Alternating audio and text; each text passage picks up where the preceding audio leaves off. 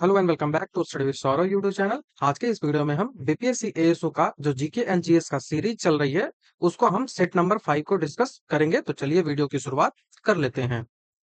Video की शुरुआत करने से पहले आपको बता दूं कि इन सारे वीडियोस को यदि आपको एक जगह देखना है तो यहाँ पे मिल जाएगा, और पीडीएफ चाहिए पीवाईक्यू को देखना है तो यहाँ, और पीवाईक्यू का पीडीएफ हमारे टेलीग्राम चैनल पे मिल जाएगा। और इस वीडियो का भी यदि आपको पीडीएफ चाहिए तो हमारे टेलीग्राम चैनल पे ही मिल जाएगा, तो वहां से आप इसको देख लोगे।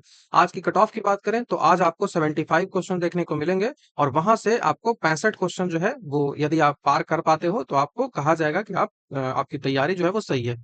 ठीक है, चलिए अब हम अपने क्वेश्चंस की ओर बढ़ते हैं। तो पहला सवाल हमसे पूछा जा रहा है कि संविधान की आत्मा किसे कहा जाता है। तो आसान सा सवाल है, प्रियम्बल को कहा जाता है। लेकिन यदि आपसे सवाल पूछ लिया जाए कि भारतीय संविधान में अंबेडकर ने अंबेडकर के द्वारा संविधान की आत्मा किसको कहा गया था, तो अंबेडकर के द्वारा संविधान की आत्मा जो है वो आर्टिकल 32 को कहा गया था। ठीक है, आर्टिकल 32 को जो है वो संविधान की आत्मा और जो हृदय है, हार्ट एंड सोल कहा गया था डॉक्टर अंबेडकर के द्वारा। प्रस्तावना जो है वो संविधान के की के रूप में काम करता है। प्रस्तावना जो है वो संविधान की कुंजी के रूप में काम करता है। जब भी किसी विषय पर आपको अस्पष्टता देखने को मिलती है तब जाके प्रस्तावना जो है उसमें हेल्प करता है, आपको कॉन्स्टिट्यूशन को समझने में आपको हेल्प करता है। प्रस्तावना जो है उसको संविधान सभा ने नहीं लिखा था। कॉन्स्टिट्यूशन तैयार करने का जो जिम्मा है वो संविधान सभा के द्वारा मिला था, लेकिन ये जो उद्देशिका है, प्रियम्बल जिसको आपको मिलता है, इसका कई सारे नाम है। तो इस प्रियम्बल को संविधान सभा ने नहीं लिखा था, इसको जो है वो जवाहरलाल नेहरू ने कहा था। इस जो उद्देशिका है वो 13 दिसंबर 1946 को संविधान सभा में ये जवाहरलाल नेहरू के द्वारा पेश किया गया था। 13 दिसंबर 1946 के द्वारा जवाहरलाल नेहरू के द्वारा ये जो है वो पेश किया गया था, और 22 जनवरी 1927 को इसको संविधान सभा में मंजूरी मिल गई थी। तो ये जो है इस दिन पेश किया गया था, और 22 जनवरी 1947 को इसे जो है वो एक्सेप्ट कर लिया गया था। 22 जनवरी 1947 को इसे एक्सेप्ट कर लिया गया था। भारतीय संविधान में जो है वो राज्य के निर्देशक तत्व जो है वो आयरलैंड से लिया गया है। ये आपको ध्यान में रखना है। और बाकी जो प्रस्तावना है वो जवाहरलाल नेहरू के द्वारा लाया गया था। कई सारे विवाद रहे हैं कि प्रस्तावना जो है वो भारतीय संविधान का पार्ट है या नहीं है। इन सब में कई सारे केसेस आते हैं जिनको आपको ध्यान में रखना पड़ेगा, क्योंकि वहां से सवाल जो है वो पूछे जाते हैं। यहाँ पे सबसे पहला जो केस आता है, पहला केस आता है वो आता है गोपालन केस, जिसको बोलते हैं ए Gopalan. A Gopalan versus state of Madras. State of Madras. A Gopalan versus state of Madras जो केस है वो 1950 में आया था। ये जो केस है वो वास्तव में प्रस्तावना से डायरेक्ट कनेक्टेड नहीं है। ये जो कनेक्टेड है वो मूल अधिकार से है, फंडामेंटल राइट से है। लेकिन यहीं पे प्रियम्बल की भी बात हो जाती है, क्योंकि प्रियम्बल में कहा गया है कि प्रियम्बल में बताया गया है कि आपको न्याय, स्वतंत्रता और समानता के आदर्श को यहाँ पे बताया गया है प्रियम्बल में, कि न्याय, स्वतंत्रता और जो है वो समानता होनी चाहिए, इक्वलिटी, फ्रीडम एंड जो जस्टिस है वो होना चाहिए। तो इसके अनुसार कहा गया था इस केस में कि जो प्रिमेटिव डिटेंशन एक्ट लगाया जाता है, प्रिमेटिव डिटेंशन एक्ट जो है, जो कि 1995 में आया था, 1950 में आया था, तो इस एक्ट को जो है वो हमें खत्म करना चाहिए। क्यों? क्योंकि ये प्रियम्बल की जो अवधारणा है न्याय, स्वतंत्रता और समानता, इसको ये खत्म कर रहा है। इस कारण से इस एक्ट को ही एबोलिश करना चाहिए। लेकिन सुप्रीम कोर्ट का निर्णय आया कि ये जो प्रस्तावना है ये संविधान का भाग नहीं है, ये बस एक कुंजी के रूप में काम करता है। तो पहला जो केस रहा उसमें संविधान का भाग नहीं है, ये बात आती है। दूसरा जो केस आता है वो 1960 में आता है।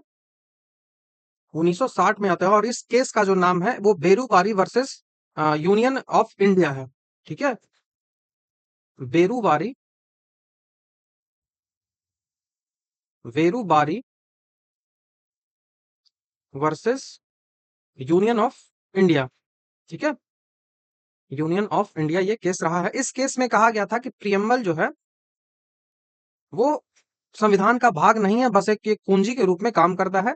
पहली बार जो है वो तीसरा केस आया 1973 में, केशवानंद भारती मामला। इसी केशवानंद भारती मामला में पहली बार माना गया कि प्रियम्बल जो है वो जो प्रस्तावना है, उसका प्रस्तावना जो है, प्रियम्बल जो है, वो संविधान का एक अभिन्न अंग है। और यह भी कहा गया कि प्रस्तावना की सहायता से संविधान की व्याख्या की जा सकती है। और यही केस जो है, वहां पे बेसिक स्ट्रक्चर की भी बात होती है। और यह जो केस है, वो इसमें सबसे ज्यादा जजों की बेंच बैठी थी। 5 से ज्यादा जब जज बैठते हैं तो वो बेंच कहलाते हैं। दो से ज्यादा जब बैठते हैं तो वो बेंच कहलाती है। तो आपको आपको याद रखना है कि 13 जजों की बेंच इसमें बैठी थी। Keshavananda Bharati versus Kerala, state of Kerala के साथ ये केस लड़ा गया था। तो आपको ध्यान में रखना है कि संविधान का मूल तत्व है जो प्रस्तावना में ही निहित है, और उसमें संशोधन नहीं किया जा सकता है। मूल जो बेसिक स्ट्रक्चर है उसमें संशोधन नहीं किया जा सकता है, बाकी में संशोधन जो है वो किया जा सकता है। आगे केस आता है, फोर्थ नंबर जो इंपॉर्टेंट है वो है LIC of India case. LIC of India case, LIC of India case जो है वो 1995 में आता है। LIC ऑफ इंडिया केस जो है वो 1995 में आता है। इसमें सुप्रीम कोर्ट फिर से कहती है कि प्रस्तावना जो है वो संविधान का अभिन्न अंग है, लेकिन इसे अदालत में स्वतंत्र रूप से आप लागू नहीं करवा सकते हो। ऐसा नहीं बोल सकते हो कि इसके कुछ फीचर्स है जिनको हम आके अलग से लागू करवा सकते हैं, तो ऐसा नहीं होता है। यानी कि ये जो है इसके आधार से कोई कानून आप नहीं ला सकते हो डायरेक्टली, ठीक है। उसके बाद 1975 में एक केस आता है, इंदिरा नेहरू गांधी वर्सेस राज नारायण। पांचवा केस जो है वो 1975 में आता है। ये जो केस है वो कहलाता है गांधी इंदिरा गांधी वर्सेस राज नारायण। इंदिरा गांधी वर्सेस राज नारायण जो केस है, इसमें कोर्ट ने कहा कि प्रस्तावना की महत्वता है उसको फिर से दोहराया, और कहा कि संविधान की व्याख्या में दिशा और मार्गदर्शन जो है वो ये प्रदान करता है। SR Bommai versus union of state जो केस है, यूनियन ऑफ इंडिया जो केस है 1994 में जो आया था। छठा केस है SR बोमई, जिसमें राष्ट्रपति शासन कब कब लगाया जाए इसके बारे में बात की गई है। ये है जो वो 1994 में केस आया था। इस केस में जो है वो कहा गया कि प्रस्तावना में वर्णित जो सेकुलरिज्म, धर्मनिरपेक्ष और संघीय जो लिखा गया है, फेडरलिज्म जो लिखा गया है, वो संविधान की मूल संरचना का अभिन्न अंग है जिसे खत्म नहीं किया जाना चाहिए। तो ये सारे केसेस हैं जो आपको ध्यान में रखना होगा।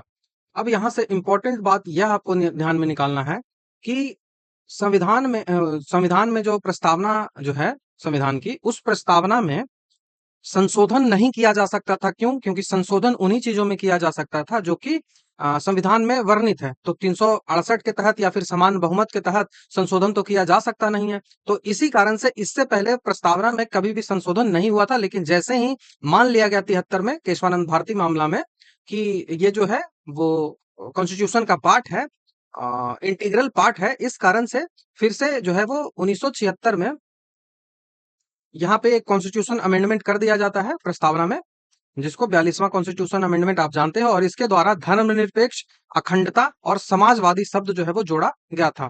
3 शब्द, समाजवादी, सोशलिस्ट, धर्मनिरपेक्ष, धर्मनिरपेक्ष, ठीक है, धर्मनिरपेक्ष, सेकुलर, और तीसरा जो शब्द जोड़ा गया था वो अखंडता बोला जोड़ा गया था। तो इंटीग्रिटी बनी रहनी चाहिए, अखंडता, ये 3 शब्द जो है वो यहाँ पे जोड़ा गया था। तो सोवर्निटी, सेकुलरिज्म एंड सोशलिज्म, ये 3 शब्द जोड़ा गया था। तो ये आपको ध्यान में रखना है। नेक्स्ट क्वेश्चन की ओर बढ़ते हैं। नेक्स्ट जो सवाल पूछा रहा है कि 14 वर्ष से कम उम्र के बच्चे जो होते हैं उनको कारखानों में हम नहीं लगा सकते हैं काम में, ठीक है। 14 वर्ष से कम उम्र के बच्चों हैं उनको जोखिम भरे काम में हम नहीं लगा सकते हैं। यह जो है वो किसके विरुद्ध आपको अधिकार यह मिलता है, लोगों को, बच्चों को, ये कौन सा जो है वो मौलिक अधिकार जो है वो मिलता है?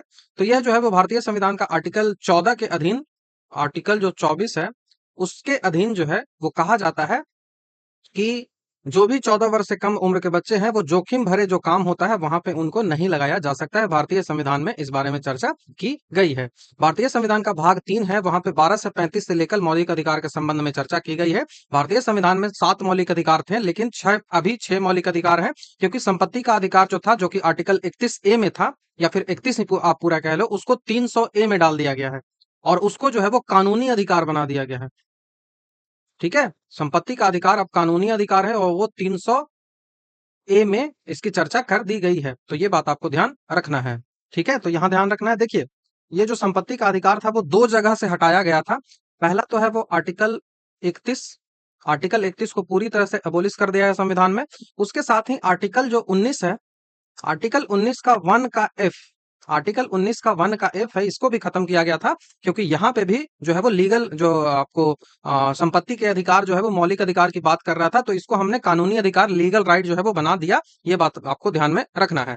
तो 300 जो हो गया ये, और 301 आर्टिकल क्या है, तो 301 आर्टिकल जो है वो स्वतंत्र व्यापार एवं वाणिज्य की बात वो करता है। ठीक है, स्वतंत्र व्यापार और वाणिज्य की बात करता है, तो ये भी आपको ध्यान रखना है। तो यहाँ से हमारा आंसर जो है वो कौन सा बनेगा, ऑप्शन नंबर ए हमारा आंसर बनेगा।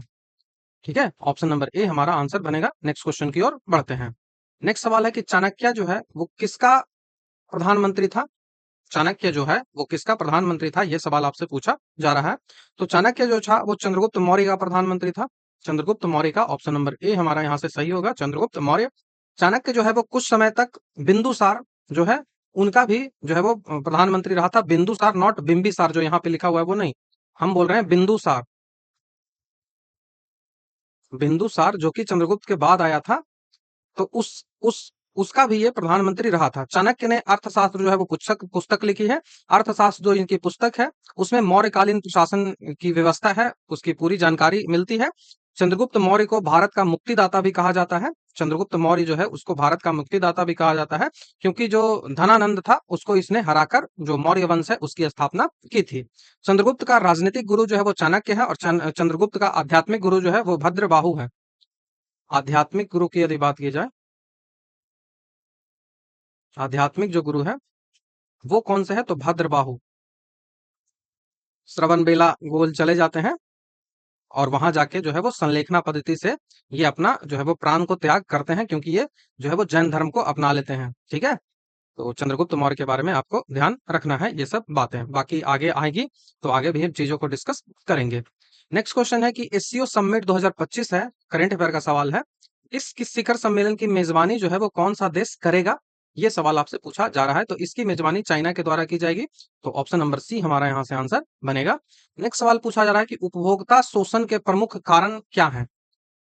कंज्यूमर का एक्सप्लॉइटेशन जो होता है वो उसका सबसे बड़ा कारण क्या है, तो कंज्यूमर का जो एक्सप्लॉइटेशन होता है उसका इंफॉर्मेशन उसको सही से नहीं मिलती है, लैक ऑफ इंफॉर्मेशन होता है। जो भी चीजें आप खरीद रहे हो उससे पहले उसके बारे में आपको पूरी जानकारी नहीं मिल रही है, तो लैक ऑफ इंफॉर्मेशन हो गया। लिमिटेड सप्लाई ऑफ गुड्स, वस्तुओं की जो सीमित आपूर्ति होती है, ये भी आपका होगा।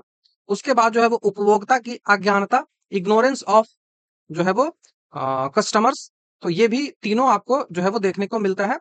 ये जो है वो राइट टू आरटीआई इंफॉर्मेशन के तहत अब जो है वो खाना के जो पैकेट होते हैं, फूड पैक्ड फूड जो होती है, वहां पे देखते हो ना न्यूट्रिशन वैल्यू लिखा होता है, उनके इंडिग्रेंट्स क्या है, ये सब चीजें लिखी हुई थे। तो ये आरटीआई के तहत ही आया था 2005 और 2006 में ये लागू हुआ था, इसके तहत ये आया था। तो ध्यान में ये रखना है आरटीआई के बारे में। ठीक है, उपभोक्ता फोरम के द्वारा उपभोक्ता शोषण पर अंकुश लगाने का प्रयास किया जाता है, और अब उपभोक्ता जो है वो अपने अधिकार के प्रति अधिक जागरूक हो रहे हैं। जिला उपभोक्ता संरक्षण फोरम की जो स्थापना है वो उपभोक्ता संरक्षण अधिनियम 1986 के द्वारा किया गया है।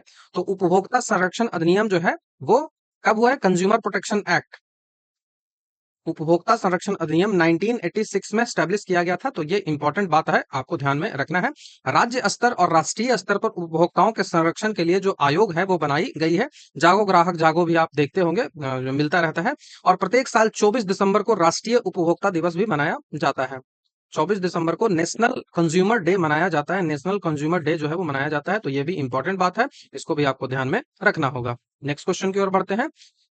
किस भारतीय महिला को क्रांतिकारियों की माता कहा जाता है, तो वो मैडम भीकाजी कामा है। ऑप्शन नंबर ए हमारा यहाँ से आंसर बनेगा। मैडम भीकाजी कामा जो है वो प्रथम भारतीय थी जिन्होंने 1907 में स्टुअर्ट्स गार्ड जो है, स्टुअर्ट गार्ड में जाके झंडा फहराया था, भारतीय झंडा। स्टुअर्ट स्टुअर्ट गार्ड में झंडा जाके फहराया था। मैडम भीकाजी कामा जो है वो पारसी धर्म की महिला थी। 29 में 31 दिसंबर 1929 बहुत ज्यादा इंपॉर्टेंट ये डेट है। इसी दिन रावी नदी के तट पर लाहौर में पंडित जवाहरलाल नेहरू के द्वारा पहली बार जो है वो तिरंगा फहराया गया था, और 26 जनवरी 1930 को स्वतंत्रता दिवस पहली बार मनाया गया था। इसी कारण से भारत का संविधान जो है वो पूर्ण रूप से 26 जनवरी 1925 को जो है वो लागू किया गया था। ठीक है, Nightingale of India Sarojini Naidu को कहा जाता है। कस्तूरबा गांधी महात्मा गांधी की पत्नी हो गई, और जो है वो लक्ष्मीबाई के बारे में तो आप जानते ही हैं। लक्ष्मीबाई को किसने हराया था, किसने लक्ष्मीबाई को हराया था, ये बात आपको बताइए, कमेंट में मुझे बताइए। 1857 की जो क्रांति थी उसमें किसने हराया था, और इनके हस्बैंड का नाम क्या था, हस्बैंड का इनके नाम क्या था, ये भी सवाल जो है वो पूछा जाता है। राणा रतन सिंह मेरे अकॉर्डिंग होना चाहिए इसका आंसर, राणा रतन सिंह, तो ये सवाल जो है वो पूछा जाता है। नेक्स्ट क्वेश्चन है कि राज्यसभा के सभापति कौन होते हैं, तो राज्यसभा जो होता है उसका सभापति उपराष्ट्रपति होता है, वाइस प्रेसिडेंट होता है। ऑप्शन नंबर बी हमारा यहाँ से आंसर बनेगा। ठीक है, राज्यसभा एक अस्थाई सदन है, तो इसका डिसोल्यूशन जो है वो नहीं हो सकता है कभी, राज्यसभा कभी समाप्त नहीं होती, लेकिन इसके जो मेंबर्स होते हैं उन मेंबर्स का जो है वो टेन्यूर होता है, उन मेंबर्स का जो टेन्यूर होता है वो प्रत्येक 2 साल बाद 1/3 मेंबर्स जो है उसको रिजाइन करवा दिया जाता है। और इस जो राज्यसभा का टेन्यूर है, अस्थाई जो सदन राज्यसभा है, इसका टेन्यूर 6 ईयर का होता है। लोकसभा का 5 ईयर का होता है, इसका 6 ईयर का होता है। वर्तमान में राज्यसभा में 233 सीटों का चुनाव किया जाता है, जिसमें केंद्र शासित प्रदेश भी शामिल है और विधानसभा है वो भी शामिल है। विधानसभाओं द्वारा 238 जो सदस्यों को राज्यसभा के लिए अधिसूचित किया जाता है। राज्यसभा में सबसे अधिक जो सदस्य है वो उत्तर प्रदेश से आते हैं 31, और बिहार से कितने आते हैं, यूपी से 31 आते हैं। अभी देखिए, अभी जो मोटर व्हीकल का एग्जामिनेशन हुआ था वहां पे ये सवाल पूछा गया था, तो ध्यान में रखना है, यूपी से 31 आया था। और बिहार, आप बिहार से चुकी हैं तो बिहार से जो है वो 16 आया था। बाकी जो मोटर व्हीकल में पूछा गया था वो काफी डिफरेंट पूछा गया था, इससे जुड़ा हुआ नहीं था। ठीक है, नेक्स्ट क्वेश्चन की ओर हम बढ़ते हैं। नेक्स्ट क्वेश्चन है कि भारत में मानव अधिकार सुरक्षा अधिनियम जो है वो कब पारित किया गया, protection of human right act कब पारित किया गया, ये आपसे पूछा जा रहा है। तो ये जो है वो 1993 में जो है वो पास किया गया था। ऑप्शन नंबर सी हमारा आंसर बनेगा। राष्ट्रीय मानवाधिकार आयोग की स्थापना जो है वो 1993 में ही की गई थी। रोजगार आबशान योजना वो है वो भी 1993 में ही स्थापित की गई थी। विश्व मानवाधिकार आयोग दिवस जो है वो 10 दिसंबर को मनाया जाता है, ये आपको ध्यान में रखना है। तो मानवाधिकारों की रक्षा के लिए जो है वो ये काम करती है संस्था, जहां पे मानवाधिकार जो होते हैं उनकी यदि वायलेशन होता है तो उसके लिए ये काम करता है। नेक्स्ट क्वेश्चन की बात करें कि from economic point of view which is not characteristic of backward country, इनमें से कौन सा जो है वो पिछड़े देशों की विशेषता नहीं है, ये बात आपको ध्यान में बताना है। तो पिछड़े देशों की क्या विशेषता होती है, तो प्रति व्यक्ति निम्न आय होता है, पर कैपिटा जो है निम्न आय होता है, तो ये तो सही है। उसके साथ ही हाई डेथ रेट होता है, उच्च मृत्यु दर होती है, तो उच्च मृत्यु दर भी होती है, ये भी सही है, क्योंकि वहां पे ना तो स्वास्थ्य सुविधाएं अच्छी होती है जिस कारण से मृत्यु दर उच्च होता है। उसके बाद जो है वो हाई लिटरेसी, इलिटरेसी, उच्च निरक्षरता। अब लिटरेसी है ही नहीं तो रोजगार कैसे मिल जाएगा, और रोजगार नहीं मिलेगा तो आर्थिक पिछड़ापन तो देखने को मिलेगा ही। उसके बाद प्राथमिक क्षेत्र में निम्न श्रम अनुपात, ये जो है वो गलत हो जाएगा, यही हमारा यहाँ से आंसर बनेगा, ऑप्शन नंबर डी। देखिए, इकोनॉमिक्स के अनुसार जो है वो 3 सेक्टरों में बांटा जाता है। पहला जो है वो प्राइमरी सेक्टर होता है, ठीक है, और फर्स्ट जो हो गया प्राइमरी सेक्टर, उसके बाद जो है वो सर्विस सेक्टर ये होता है, और इसका टर्शियरी सेक्टर जो है वो कहा जाता है।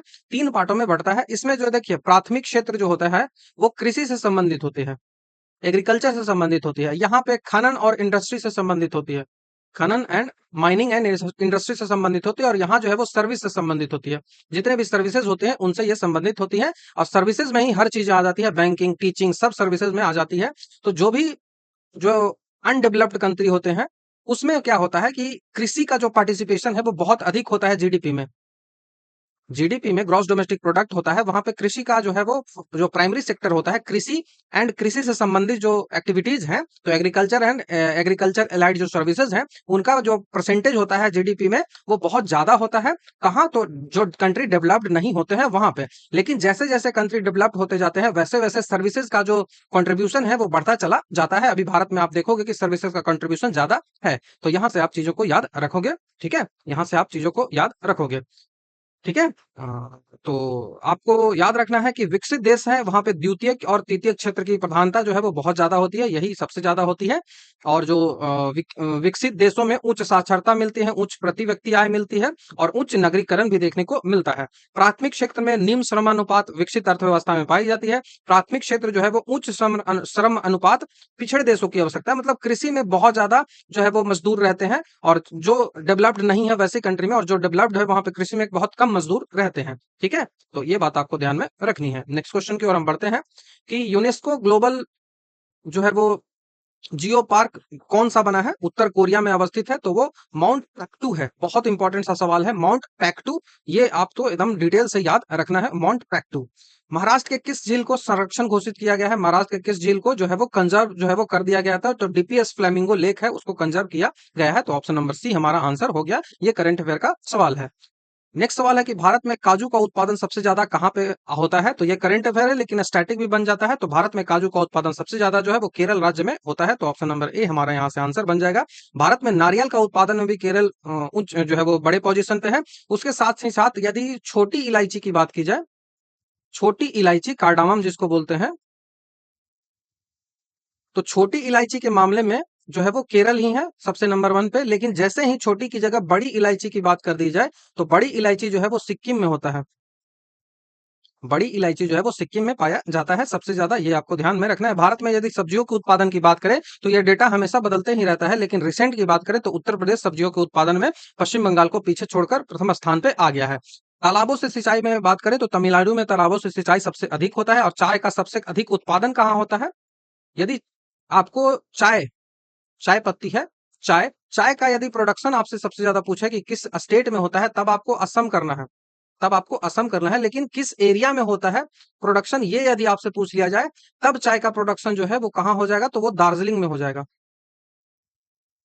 दार्जिलिंग, और दार्जिलिंग जो है वो पश्चिम बंगाल में है, ना कि असम में है। ये ध्यान रखना है। कुर्ग में भी चाय पत्ती होती है। कुर्ग जो है वो कर्नाटक में अवस्थित है। यहाँ पे भी चाय का उत्पादन किया जाता है। भारत में यदि रबर उत्पादन की हम बात करें तो रबर उत्पादन में भी केरल जो है वो प्रथम स्थान रखता है। और भारत में बॉक्साइट जो उत्पादन होता है, वहां पे उड़ीसा जो है वो सबसे प्रमुख स्थान जो है वो रखता है। थोरियम का उत्पादन जो है वो केरल में ही होता है। मोनाजाइट बालू होता है, मोनाजाइट बालू होता है, वो थोरियम वहां उत्पादित बहुत ज्यादा होता है। तो थोरियम का उत्पादन भी केरल में बहुत ज्यादा होता है। और भारत जो है वो दुनिया में थोरियम का सबसे बड़ा उत्पादक है। भारत में यूरेनियम की जो खानें हैं वो जादूगोड़ा की खानें मिलती है। और वहीं आंध्र प्रदेश में एक जो है वो सबसे बड़ा यूरेनियम की खान है, उसका नाम आप मुझे बताइए कमेंट में, कौन सा है आंध्र प्रदेश में यूरेनियम की खान? बहुत इंपॉर्टेंट है, एक गांव है जो बार बार एग्जामिनेशन में पूछा जाता है। नेक्स्ट सवाल पूछा जा रहा है कि हड़प्पा संस्कृति का और नाम क्या मिलता है? तो हड़प्पा संस्कृति जो है वो जो है वो कांस्य युगीन ब्रोंज जो है वो एज की सिविलाइजेशन थी। तो हड़प्पा संस्कृति एक कांस्य युगीन सभ्यता थी। हड़प्पा सभ्यता जो है वो भारत की प्राचीनतम सभ्यता थी। हड़प्पा सभ्यता मेसोपोटामिया सभ्यता के ही समकालीन थी। मेसोपोटामिया, मेसोपोटामिया जिस समय चलता था उसी समय हड़प्पन सभ्यता भी चलती थी। मेसोपोटामिया की ही समकालीन थी। यदि कार्बन 14 की डेटिंग के बाद हम इसके एज की बात करें तो इसका जो एज देखने को मिलता है वो 2350 से लेकर 1750 बीसी तक देखने को मिलता है। और इसका जो है वो गायब होने का सबसे बड़ा कारण, जो पतन का सबसे बड़ा कारण माना जाता है सिंधु घाटी सभ्यता की, इसका सबसे बड़ा पतन जो कारण है वो बाढ़ माना जाता है कि पानी बहुत ज्यादा हो गया था। सिंधु जो नदी तंत्र है वहीं पे ये सिंधु झेलम चिनाब रावी व्यास सतलज, यहीं पे सबसे ज्यादा ये अधिक मिलता है। और भारत में इसका जो है वो बहुत ज्यादा है। भारत और पाकिस्तान में इसका जो है वो क्षेत्र जो है वो अवस्थित है। इसका जो स्ट्रक्चर होता है वो कुछ इस तरह से होता है, ट्रायंगल टाइप का, कुछ इस तरह से ट्रायंगल टाइप का होता है। सबसे लास्ट में जो है वो यूपी में आता है। और यहाँ वाला जो है वो पाकिस्तान में चला जाता है। यहाँ वाला जो है वो जम्मू कश्मीर चला जाता है। और नीचे वाला जो है, नीचे वाला जो पार्ट है वो महाराष्ट्र में दोमाबाद जाता है। तो ये बात आपको ध्यान में रखना है, सवालें ऐसे पूछी जाती है। हड़प्पा सभ्यता जो है वो भारत की प्रथम जो है वो शहरी सभ्यता कहलाती है। और प्रथम नगरीय क्रांति इसको कह सकते हो। और द्वितीय नगरीय क्रांति जब महाजनपद, 16 महाजनपद मिलते हैं, अंगुत्तर निकाय और भगवती सूत्र में इसकी चर्चा की गई है कि 600 ईस्वी के आसपास जो है वो 600 ईसा पूर्व, 600 ईसा पूर्व के आसपास जो है वो मगध का जो क्षेत्र रहा है और जो भारत का क्षेत्र रहा है, वहां पे 16 महानगरों की जो है वो डेवलपमेंट होती है, जिनको महाजनपद कहा जाता है। और इसका जो है वो इस बारे में चर्चा कहाँ मिलती है? तो भगवती सूत्र और जो है वो एक और नाम मैं अभी बोला था, भूल गया, अंगुत्तर निकाय एंड भगवती सूत्र में इसकी चर्चा हमको देखने को मिलती है। तो ये जो था वो द्वितीय नगर क्रांति थी, सेकंड जो है वो अर्बनाइजेशन रिवोल्यूशन था। लेकिन जो सिंधु घाटी सभ्यता थी वो फर्स्ट रिवोल्यूशन कहा जाता है। ठीक है, पहली शहरीय क्रांति इसको माना जाता है। और भारत में जो द्वितीय शहरीय क्रांति जो था वो गंगा घाटी में जब 16 महाजनपदों का जो है वो उदय हुआ था, तब की ये बात की जा रही है। तो आपको ये ध्यान रखना है। तो ये जो स्ट्रक्चर आपको मैंने बताया, इस स्ट्रक्चर में यदि पूरब में उत्तर में बात करें कि उत्तर में कौन सा है, तो उत्तर में आपको मांडा नाम का जगह मिलता है। और ये जो मांडा है वो जम्मू एंड कश्मीर में अवस्थित है। ठीक है। उत्तर पूर्व की यदि बात करें तो पूर्व में यूपी है। यूपी में आपको आलमगीरपुर मिलता है, आलमगीरपुर मिलता है। और जो दक्षिण है वो महाराष्ट्र में है, महाराष्ट्र में है। और इस महाराष्ट्र में आपको दोमाबाद मिलता है। यहाँ पे रथ की आकृति भी मिली है दोमाबाद, ये भी आपको पूछा जाता है। उसके बाद जो पश्चिम है वो पाकिस्तान में मिलता है, पश्चिम पाकिस्तान में सुतकोटडा, ठीक है, पश्चिम जो है वो पाकिस्तान में मिलता है और उसका नाम है सुतका गोंडोर।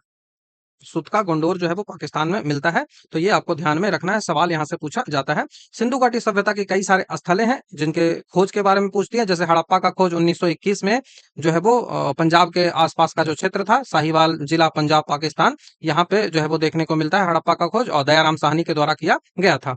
उसका जो है वो मोहनजोदड़ो है, लारकाना जिला जो पाकिस्तान का है, सिंध प्रांत का, वहां पे मिलता है। और मोहनजोदड़ो की खोज 1922 में आर डी बनर्जी के द्वारा किया गया था। उसके बाद धौलावीरा जो है वो गुजरात में मिलता है।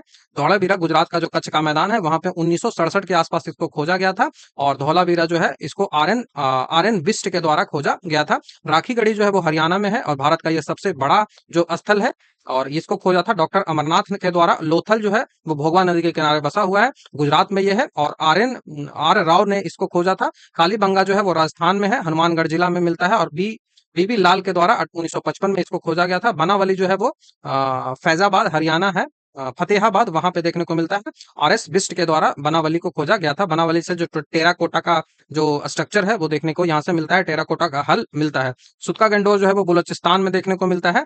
और उसी के साथ जो है वो सुरकोटदा जो है वो गुजरात में देखने को मिलता है। और भिरानी जो है वो हरियाणा में देखने को मिलता है। तो ये कुछ स्थलें हैं जो यहाँ से इंपॉर्टेंट हो जाती हैं, उनको ध्यान में आपको रखना है। इसकी जो नगरीय योजना है वो बहुत ज्यादा इंपॉर्टेंट थी, ग्रिड पद्धति पे थी,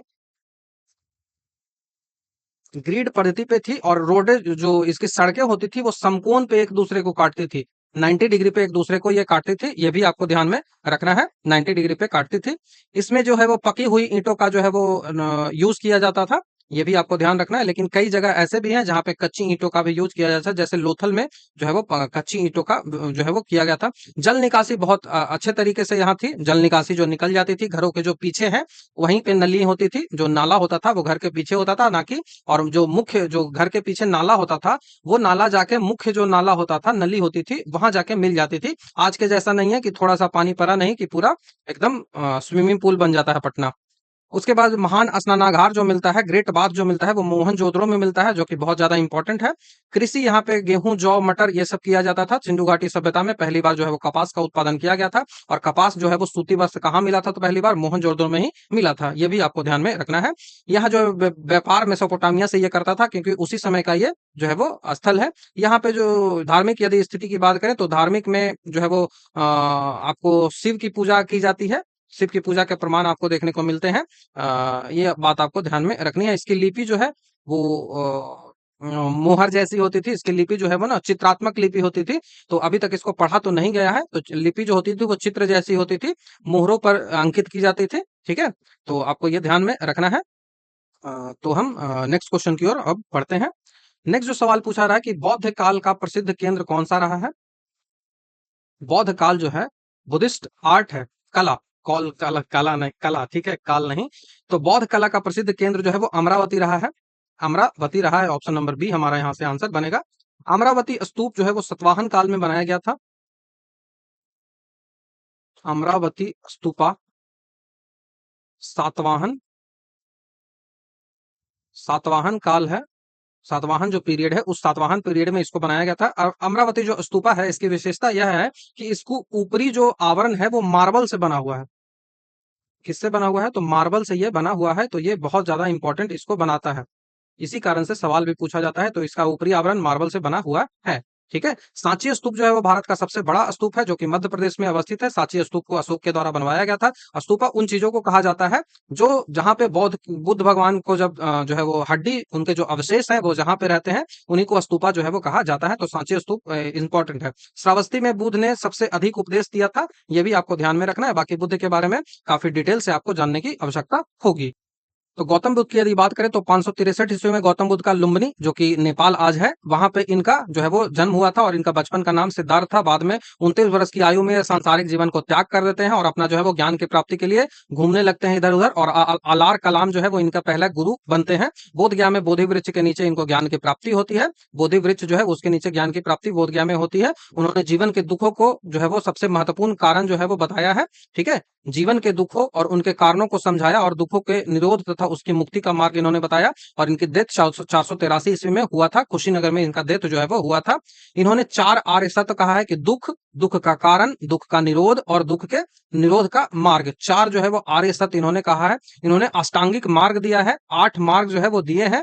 उसके बाद पंचशील सिद्धांत दिया है इन्होंने, अहिंसा, असत्य, असत्य मतलब चोरी ना करना, अपरिग्रह मतलब व्यभिचार ना करना, तो व्यभिचार से बचना, और उसके बाद सत्य वचन करना और नशा से बचना, ये इनके पंचशील सिद्धांत है। ठीक है, ये बात आपको ध्यान में रखना है। बौद्ध जो संघ होता था, बौद्ध जो संघ होता था वो संघ बनता था, इसमें बौद्ध भिक्षु और भिक्षुणी जो साध्वी होती थी उनको भिक्षुणी कहा जाता था। तो वो जो है वो एक साथ यहाँ पे जो है वो मिलते थे, बरसात के समय ही मिलते थे। संघ का मुख्य कार्य था कि बुद्ध की शिक्षाओं का पालन करना, अनुशासन करना और उनका धर्म जो है प्रचार करना, इसका मुख्य कार्य था। बौद्ध संगीतियों की बात करें तो बौद्ध धर्म की शुरुआत में संघ जो है वो एक साथ था, लेकिन समय के साथ ये विभाजित हो गया। जैसे कि थेरवादी, महायान, इन सब में ये विभाजित हुआ था। और जो है अधिकांश जो पारंपरिक पुराने विचारों पर आधारित जो संप्रदाय थी उनको हीनयान कहा गया, जो पुराने परंपराओं पर आधारित थी, जो परिवर्तन नहीं चाहती थी। लेकिन महायान, जिसको जो है वो महायान जो थी, जो कि नवीनवादी संप्रदाय थी, जो कि बोधिसत्व के आदर्श पर केंद्रित थी और ये भगवान के रूप में मानती थी महायान वाले लोग। और इनके अलावा वज्रयान भी यहाँ से जो है वो संबंधित, इसकी ही एक शाखा है जो कि तिब्बत में संबंधित है। ठीक है, बौद्ध संगतियों की यदि बात करें तो बौद्ध बौद्ध संघों का जो उद्देश्य है वो बुद्ध की शिक्षाओं का संरक्षण करना, अनुशासन करना, पालन करना है। ठीक है, तो ये बात आपको ध्यान में रखनी है। तो चलिए हम आगे की ओर बढ़ते हैं। बौद्ध भगवान ने जो बुद्ध धर्म है उसमें 3 महत्वपूर्ण रत्न है, उसकी जो यहाँ पे विशेषता जो है वो बताई गई है। तो 3 महत्वपूर्ण रत्नों को आपको जानना है। ठीक है, तो बौद्ध धर्म में 3 महत्वपूर्ण रत्न मिलते हैं, बुद्ध, धम्म और संघ की यहाँ पे बात कही गई है। ठीक है, तो आपको ध्यान में रखना है। बाकी जो जो चीजें धीरे धीरे इंपॉर्टेंट होती चली जाएगी उसको हम धीरे धीरे डिस्कस करते चले जाएंगे। ठीक है, अब बौद्ध संगतियां 4 हुई है, बहुत इंपॉर्टेंट है, चारों के चारों आपको याद होना चाहिए। बौद्ध संगति जो पहली हुई थी वो 483 जैसे ही बुद्ध की मृत्यु हुई थी उसी समय ये हुआ था, राजगृह जो है वहां पे हुआ था। और इस जो है वो मगध पर शासन करने वाले जो हर्यक वंश के अजात शत्रु थे उनके द्वारा ये करवाया गया था। बुद्ध के महापरिनिर्वाण के बाद 483 ईसा पूर्व में ये करवाया गया था बिहार में। ठीक है, अध्यक्ष इसके महाकश्यप थे, अध्यक्ष इसका महाकश्यप थे और बुद्ध के उपदेशों और संघ के जो नियम था इनको यहाँ पे सुरक्षित और संरक्षित किया गया था। ठीक है, कार्य की यदि बात करें तो आनंद ने सूत पिटक जो इनकी शिक्षाओं की बात करती है ये पूछा जाता है। आनंद ने सूत पिटक लिखा था। त्रिपिटक इनकी ग्रंथें होती है, तो सूत पिटक, अभिधम्म पिटक, तो त्रिपिटक जो है और विनय पिटक, इसकी चर्चा की है। तो आनंद ने सूत पिटक लिखा और उपाली, उपाली जो है उसने जो है वो विनय पिटक लिखा था। विनय पिटक जो ग्रंथ है वो उपाली के द्वारा लिखा गया था और सुत्त पिटक आनंद के द्वारा लिखा गया था। सुत्त पिटक में बुद्ध का जो एजुकेशन है उसकी बात की जाती है, बुद्ध की जो शिक्षाएं हैं उसकी बात की जाती है। और विनय पिटक जो है वो उसमें संघ का क्या नियम है, संघ का जो रूल है उसके बारे में विनय पिटक में बात की जाती है, ये आपको ध्यान रखना है। ठीक है, ये आपको ध्यान रखना है। तो इसमें क्या किया गया, महत्वपूर्ण पहला संघ इस कारण से रहा था कि यहाँ पे बौद्ध की आरंभिक जो बुद्ध की शिक्षाएं थी उनको संग्रहित किया गया। दूसरा जो बौद्धिस्ट काउंसिल होता है वो वैशाली में, बिहार का ही वैशाली में 100 वर्षों के बाद होता है, 383 ईसा पूर्व में होता है। और इस समय वहां के शासक जो था वो सुंग वंश का काला शोक था और इसकी अध्यक्षता जो थी वो सबा कामी के द्वारा की गई थी। इस जो उद्देश्य इसका था कि विनय पिटक के अंतर्गत 10 जो विवादित मुद्दे थे उन पर विचार और विमर्श करके जो मतभेद है उनको समाप्त करना। ठीक है, संघ में पहली बार जो है वो इसी जो सेकंड अधिवेशन है, सेकंड जो बौद्धिस्ट काउंसिल है, यहीं पे संघ जो है वो विभाजित होता है, थेरवादी और महासंघिका में ये विभाजित हो जाता है। तो काला शोक के टाइम ही ये विभाजित हुआ था, ये भी सवाल पूछा जाता है। उसके बाद थर्ड बौद्ध संगति की बात आए तो आज जो पटना आपको देखने को मिलता है पाटलिपुत्रा में ही 250 ईसा पूर्व में मौर्य वंश के शासक अशोक था, उसके द्वारा यह किया गया था। और इसमें इसकी जो अध्यक्षता थी वो मोगलीपुत्र तिस्सर के द्वारा की गई थी। ठीक है, मोगलीपुत्र तिस्सर के द्वारा की गई थी। इसका उद्देश्य था कि संघ को भ्रष्टाचार से मुक्त करना और संघ की शुद्धि और बुद्ध के उपदेशों का विस्तार करना मुख्य उद्देश्य था। महत्वपूर्ण कार्यों में बात करें तो अभिधम्म पिटक की रचना इसी में की गई थी। तो सूत पिटक और विनय पिटक की रचना तो आपको पहली बौद्ध संगति में की गई थी, लेकिन अभिधम्म पिटक जिसकी जो अगली पिटक है, अभिधम्म अभिधम्म पिटक जो अभिधम्म पीटक है, जो कि इसका तीसरा पीटक है, इसकी जो रचना है वो तीसरी बौद्ध संगति में ही की गई थी। बौद्ध मिशनों का विदेश में प्रसार भी यहीं पे किया गया था और हीनयान बौद्ध धर्म का प्रचार जो है वो अशोक के समय ही हुआ था। तो अशोक ने बौद्ध मिशनों का कई जगह भेजा था, जैसे वो अपने जो है वो पुत्री और पुत्र को श्रीलंका वो भेजते हैं, ये आपको पता भी होगा। उसके बाद चौथी बौद्ध संगति जो आती है वो कुंडलवन कश्मीर में होती है, 72 ईस्वी के आसपास होती है और इस समय जो है वो सम्राट वहां का कुषाण वंश का कनिष्क हुआ करता था। इसका जो अध्यक्षता की थी वो वसुमित्र के द्वारा की गई थी और इसका जो उपाध्यक्ष था वो अश्वघोष था। अश्वघोष था। इसका मुख्य उद्देश्य था कि बौद्ध मतों के बीच जो सामंजस्य स्थापित करना और जो अभिधम्म शास्त्र है उनको संस्कृत में अनुवाद भी करना इसका उद्देश्य था। यहीं पे महायान और हीनयान की दो शाखाओं में विभाजित हुआ था। तो सवाल यह पूछा गया है कि बौद्ध धर्म में महायान और हीनयान की शाखाएं हैं, उनका डिवीजन किसके शासनकाल में किया गया था? तो कनिष्क के शासनकाल में किया गया था। तो जो भी इंपॉर्टेंट चीजें हैं वो सारा मैंने यहाँ पे बता दिया है। नेक्स्ट क्वेश्चन की ओर हम बढ़ते हैं। नेक्स्ट क्वेश्चन पूछा जा रहा है कि महरौली अभिलेख है वो किस सम्राट से संबंध में जानकारी देता है? तो महरौली अभिलेख की यदि बात करें तो वो चंद्रगुप्त द्वितीय के बारे में जानकारी देती है। तो चंद्रगुप्त द्वितीय ऑप्शन नंबर सी हमारा यहाँ से आंसर बनेगा। ठीक है। महरौल का जो लौह स्तंभ अभिलेख है जो दिल्ली में अभी अवस्थित है, इसमें चंद्रगुप्त मौर्य का जो नाम है वो चंद्र के रूप में देखने को मिलता है। महरौली के जो लौह स्तंभ है उसकी सबसे बड़ी विशेषता है कि इसमें जंग नहीं लगता है और चंद्रगुप्त द्वितीय के दरबार है वहां पे नवरत्न रहते थे, ये भी आपको ध्यान में रखना है। तो गुप्त के बारे में इतना ही ध्यान में रखो, बाकी आगे डिटेल से चर्चा करेंगे। वेदांत शब्द है, इसका प्रयोग किसके लिए किया जाता है? तो वेदांत मतलब वेदों का अंत। वेदांत मतलब वेदों का अंत। जो तो त्रयी त्रयी जो होता है ना, जैसे चार वेद हैं, ऋग्वेद, सामवेद, यजुर्वेद और अथर्ववेद। तो तीन जो पहले के वेद है ऋग्वेद, सामवेद और यजुर्वेद, इनको त्रयी कहा जाता है और बाद वाला जो है वो वेदांत के रूप में जाना जाता है। और वेदांत जो है वो किसको कहा जाता है? तो वेदांत जो है वो उपनिषदों को कहा जाता है। उपनिषद जो है उनको वेदांत कहा जाता है। और अभी कितने उपनिषद हमारे मिलते हैं? तो 108 उपनिषद जो है वो मिलते हैं, जिनकी रचना 1000 बीसी से लेकर 600 बीसी तक की गई थी। ठीक है। वेदांत का अर्थ होता है कि वेदों का अंत, अर्थात वेद के मूल भाव को जो है वो एक समरी के रूप में, टीका के रूप में समझाना। टीकाकरण का मतलब यही होता है, वो वैक्सीनाइजेशन की बात नहीं हो रही है, टीका लिखना। तो वो समरी के रूप में, मतलब उसको किसी भी चीज को आपको जब एक्सप्लेन करते हो ना तो वो टीका कहलाता है। ठीक है। ठीक है, टीका कहलाता है। वेद का अर्थ होता है असीम ज्ञान। उपनिषद में आत्मा, परमात्मा, मोक्ष, इन सब के बारे में चर्चा की गई है। मुंडकोपनिषद बहुत ज्यादा इंपॉर्टेंट है, जहां से आपको सत्यमेव जयते जो है वो भारतीय संविधान में जो भारत का चिन्ह है वहां पे लिखा गया है। नेक्स्ट क्वेश्चन की बात करें कि अंतरराष्ट्रीय साक्षरता दिवस कब मनाया जाता है? इंटरनेशनल लिटरेसी डे जो है वो कब मनाया जाता है? बहुत ज्यादा इंपॉर्टेंट सवाल है। 8 सितंबर को 8 सितंबर को अंतरराष्ट्रीय जो है वो साक्षरता दिवस मनाया जाता है। और भारत में जो है वो शिक्षा दिवस कब मनाया जाता है? तो 11 नवंबर को मनाया जाता है शिक्षा दिवस। मौलाना अबुल कलाम आजाद की जो, मौलाना अबुल कलाम आजाद, नॉट अब्दुल कलाम आजाद, ये अबुल कलाम आजाद है, उनका जो पहले शिक्षा मंत्री थे, तो इनके जन्मदिन पे ही 11 नवंबर को ये मना दिया जाता है। तो ये बात आपको ध्यान रखना है। टीचर डे 5 सितंबर, टीचर डे 5 सितंबर। लेकिन यह जो है वो इंटरनेशनल शिक्षा दिवस है, साक्षरता दिवस है, नॉट शिक्षा।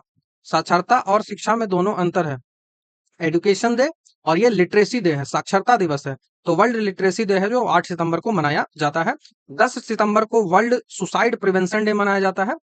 वर्ल्ड सुसाइड प्रिवेंशन डे जो है वो 10 सितंबर को मनाया जाता है। उसके बाद 16 सितंबर को विश्व ओजोन संरक्षण दिवस मनाया जाता है। इंपॉर्टेंट है, याद रखिएगा। विश्व विश्व ओजोन संरक्षण दिवस। सीएफसी गैस के कारण ओजोन का क्षरण होता है और ओजोन का डॉप्सम में नापा जाता है। इसका क्षरण जो होता है वो कैसे होता है? तो डॉप्सम में इसको नापा जाता है। 27 सितंबर को आपको विश्व पर्यटन दिवस मनाया जाता है और 2 फरवरी को वेटलैंड दिवस जो है वो मनाया जाता है। ठीक है। रामसर जो है वो साइट जो दिवस मनाया जाता है। राष्ट्रीय अभियंता मतलब इंजीनियरिंग डे जो है वो 15 सितंबर को ही मनाया जाता है। उसके साथ अंतरराष्ट्रीय शांति दिवस जो है वो 21 सितंबर को मनाया जाता है और 14 सितंबर को हिंदी दिवस मनाया जाता है। ठीक है। 14 सितंबर को हिंदी दिवस मनाया जाता है। तो इंपॉर्टेंट जो दिवस है वो आपको याद होना चाहिए। जैसे झंडा दिवस, आप मुझे बताओ कि किस दिन मनाया जाता है। नेक्स्ट क्वेश्चन की हम बात करें कि निम्नलिखित में से कौन सा कथन जो है वो सही है? निम्नलिखित में से कौन सा कथन जो है वो सही है, इसकी बात की जा रही है। तो टी जो है वो grown at high altitude than coffee. Coffee की अपेक्षा जो है वो चाय को अधिक ऊंचाई पर उगाई जाती है, तो ये तो सही है। ठीक है। कौन सा कथन सही है ये पूछा रहा है। तो कॉफी की अपेक्षा चाय को जो है वो अधिक ऊंचाई पे उगाया जाता है, तो ये जो कथन है वो गलत है, ऐसा कुछ नहीं है। उसके बाद दूसरा कथन है कि coffee is grown at a much lower altitude at tea, ये भी गलत है। Altitude is not important, the shade factor is important for coffee. ऊंचाई जो है वो मायने नहीं रखती है, छाया जो है वही मायने रखती है कि छाया कितनी अधिक है। फैक्टर ऑफ सेट जो है वो वही मायने रखता है, तो ऑप्शन नंबर सी जो है वो हमारा यहाँ से सही हो जाएगा। चाय की खेती भारत में 1835 में स्टार्ट हुआ था और असम में जो इसके लिए जो है वो इंस्टीट्यूशन भी एस्टेब्लिश जो है वो किया गया था। भारत में सर्वाधिक चाय का उत्पादन असम के द्वारा किया जाता है और मैंने बताया अभी कि दार्जिलिंग में यदि एरिया की बात की जाए तब दार्जिलिंग में उत्पादन होता है। नीलगिरी की पहाड़ियों में भी चाय का और कॉफी का खेती किया जाता है, उत्पादन किया जाता है। और सबसे ज्यादा जो कॉफी की बात करें तो कर्नाटक का जो बाबा बुदन की पहाड़ियां हैं, कुर्ग है, वहां पे कॉफी मिलता है। कॉफी जो है वो भारत में सर्वाधिक कर्नाटक में ही उपजाया जाता है और ब्राजील जो है वो विश्व में कॉफी का सबसे बड़ा उत्पादक देश है। सेंटोस जो बंदरगाह ब्राजील में है उसको कॉफी बंदरगाह भी कहा जाता है। कॉफी की दो प्रजातियां सबसे ज्यादा इंपॉर्टेंट है, अरेबिका एंड रोबस्टा, जिसमें से अरेबिका है वो भारत में सबसे अधिक मिलता है। ये सवाल एग्जामिनेशन में आपके पूछे जाते हैं तो आपको ध्यान में रखना है। नेक्स्ट क्वेश्चन की हम बात करें तो गन्ना की फसल लगभग कितने समय में तैयार हो जाती है? गन्ना की फसल लगभग कितने समय में तैयार हो जाती है, ये सवाल आपसे पूछा है। तो गन्ना बहुत समय लेता है, लगभग 12 महीने में ये तैयार होता है। ठीक है, तो गन्ना फसल 12 महीने के आसपास तैयार होता है। गन्ने के फसल के लिए क्या क्या चीजें जरूरी होती है? तो गन्ने के फसल के लिए आपको टेम्परेचर सबसे पहले जो है वो 36 से 32 डिग्री सेल्सियस के पास होना चाहिए। ऐसे क्वेश्चन आपको एग्जामिनेशन में बहुत ज्यादा पूछे जाते हैं, तो इस कारण से आपको ये सब चीजें ध्यान रखनी है। उसके साथ ही आपको जो है वो वर्षा कितनी होनी चाहिए? तो वर्षा जो होनी चाहिए वो 75 से 120 सेंटीमीटर के आसपास वर्षा जो है वो होनी चाहिए, जो है वो रेनफॉल इसके आसपास ही होनी चाहिए और ये जो है वो टेम्परेचर इसके पास होनी चाहिए। तीसरा जो इसका इंपॉर्टेंट, जैसे कि भारत में गन्ना का जो है वो जन्मभूमि माना जाता है। भारत में गन्ना जो उत्पादन है वो भारत में ही सबसे पहले स्टार्ट हुआ था। दक्षिण भारत की गन्ना है उसमें मिठास बहुत ज्यादा होती है, खास करके तमिलनाडु का गन्ना जो है, गन्ने में गन्ने से चीनी बनता है और चीनी मिले सबसे ज्यादा कहाँ है? तो चीनी मिले सबसे ज्यादा महाराष्ट्र में अवस्थित है। और गन्ना का जो बचा हुआ भाग है उससे कागज बन जाता है, कूट बन जाता है, जिसको खाई बोलते हैं ना, उससे। और गन्ना से जो है वो जेट्रोफा एक प्लांट होता है, जेट्रोफा से पेट्रोल भी बनाया जा सकता है, ईंधन भी बनाया जा सकता है जेट्रोफा से। तो उसी तरह से गन्ना से भी ईंधन बनाया जाता है। गन्ना से चीनी बनाने का क्रम जो है वो अपशिष्ट पदार्थों का एल्कोहल जो है वो उद्योग में जो है प्रयुक्त किया जाता है। तो यहाँ से इतनी बातें आपको ध्यान में रखनी है। नेक्स्ट क्वेश्चन की बात करें कि निम्नलिखित में से कौन सा जो है रबी फसल है? रबी मतलब ठंडे की बात आ गई, तो रबी जैसे ही आएगा तो ठंडा में कौन सा होता है? तो गेहूं होता है। तो ऑप्शन नंबर ए हमारा यहाँ से आंसर हो जाएगा। ठीक है, लेकिन यहाँ पूछा रहा है कि कौन सा नहीं है, तो गेहूं भी रबी है, जौ भी रबी है, सरसों भी रबी है। तो हमारा आंसर कौन सा बनेगा? मेज, मक्का। कौन सा नहीं है? नहीं है पूछ रहा है, not rabi crop, not a rabi crop. तो मक्का जो है वो रबी क्रॉप नहीं है, ये बात आपको ध्यान में रखनी है। मक्का जो है वो रबी फसल नहीं है, मक्का जो है वो खरीफ फसल है, खरीफ फसल के अंतर्गत आती है और ये धान के समय ही बोया जाता है। अभी जो समय चल रहा है ना, इसी समय मक्का जो बोया जाता है। मक्के की खेती जो है वो रबी और खरीफ दोनों फसलों में की जाती है। भारत में कर्नाटक, आंध्र प्रदेश, बिहार, ये सब मक्के के उत्पादन में जो है वो इंपॉर्टेंट स्थान रखता है। बिहार जो है वो कृषि कर्मण पुरस्कार मक्का के लिए बिहार को मिल चुका है। विश्व में सबसे अधिक मक्का की बात करें तो यूएसए सबसे अधिक जो है वो मक्का उत्पादन करता है। यूएसए में मुख्य रूप से पशुओं के चारे के लिए मक्का का उत्पादन जो है वो किया जाता है। नेक्स्ट इंपॉर्टेंट क्वेश्चन की बात करें तो भारत में अंतिम राजपूत शासक कौन था? राजपूत रूलर जो है वो लास्ट भारत में कौन था, ये सवाल आपसे पूछा जा रहा है। तो अंतिम जो राजपूत शासक थे वो पृथ्वीराज चौहान तृतीय थे। पृथ्वीराज चौहान तृतीय आपको ध्यान में रखना है, ऑप्शन नंबर सी आपको ध्यान में रखना है। ये जो है इनको राय पिथौरा भी कहते थे, इनको राय पिथौरा भी कहा जाता था, राय पिथौरा भी इनको कहा जाता था। पृथ्वीराज चौहान है, उन्होंने तराई का प्रथम और तराई का द्वितीय युद्ध जो है वो मोहम्मद गौरी के साथ लड़ा था। तराई के प्रथम युद्ध में जो है वो पृथ्वीराज चौहान ने शहाबुद्दीन मोहम्मद गौरी को पराजित किया था, लेकिन तराई के द्वितीय युद्ध में गौरी जो है उसने पृथ्वीराज चौहान को पराजित किया था। 1994 में मोहम्मद गौरी ने जयचंद को भी पराजित किया था। पृथ्वीराज रासो जो पुस्तक है वो चंद्रबरदई के द्वारा लिखा गया है, तो ये बात आपको ध्यान में रखना है, ऐसे सवाल आपसे पूछे जा सकते हैं। नेक्स्ट क्वेश्चन की बात करें तो निम्नलिखित में से किस शासक ने दासों को रख रखाव के लिए एक अलग से विभाग जो है वो इसकी स्थापना की थी? तो यह विभाग फिरोज शाह तुगलक के द्वारा स्टैब्लिश किया गया था। ऑप्शन नंबर 20 सल्तनत काल की बात हो रही है, तुगलक वंश की बात हो रही है। तो इन्होंने फिरोज शाह तुगलक ने दीवाने बंदगान जो विभाग है उसकी स्थापना की और फिरोज शाह तुगलक के पास लगभग 1,80,000 के आसपास जो है वो गुलाम था और सबसे अधिक गुलाम रखने वाला फिरोज शाह तुगलक ही था, जिसने सबसे अधिक गुलाम रखा था। फिरोज शाह तुगलक जो है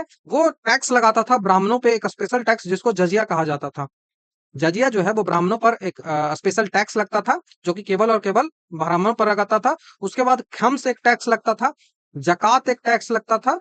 ठीक है, खम्स और जकात इन सब के बारे में मैंने ऑलरेडी डिस्कस कर दिया है, तो यह बात आपको ध्यान में होनी चाहिए। पिछला वीडियो देखिएगा तो आपको मिल जाएगा।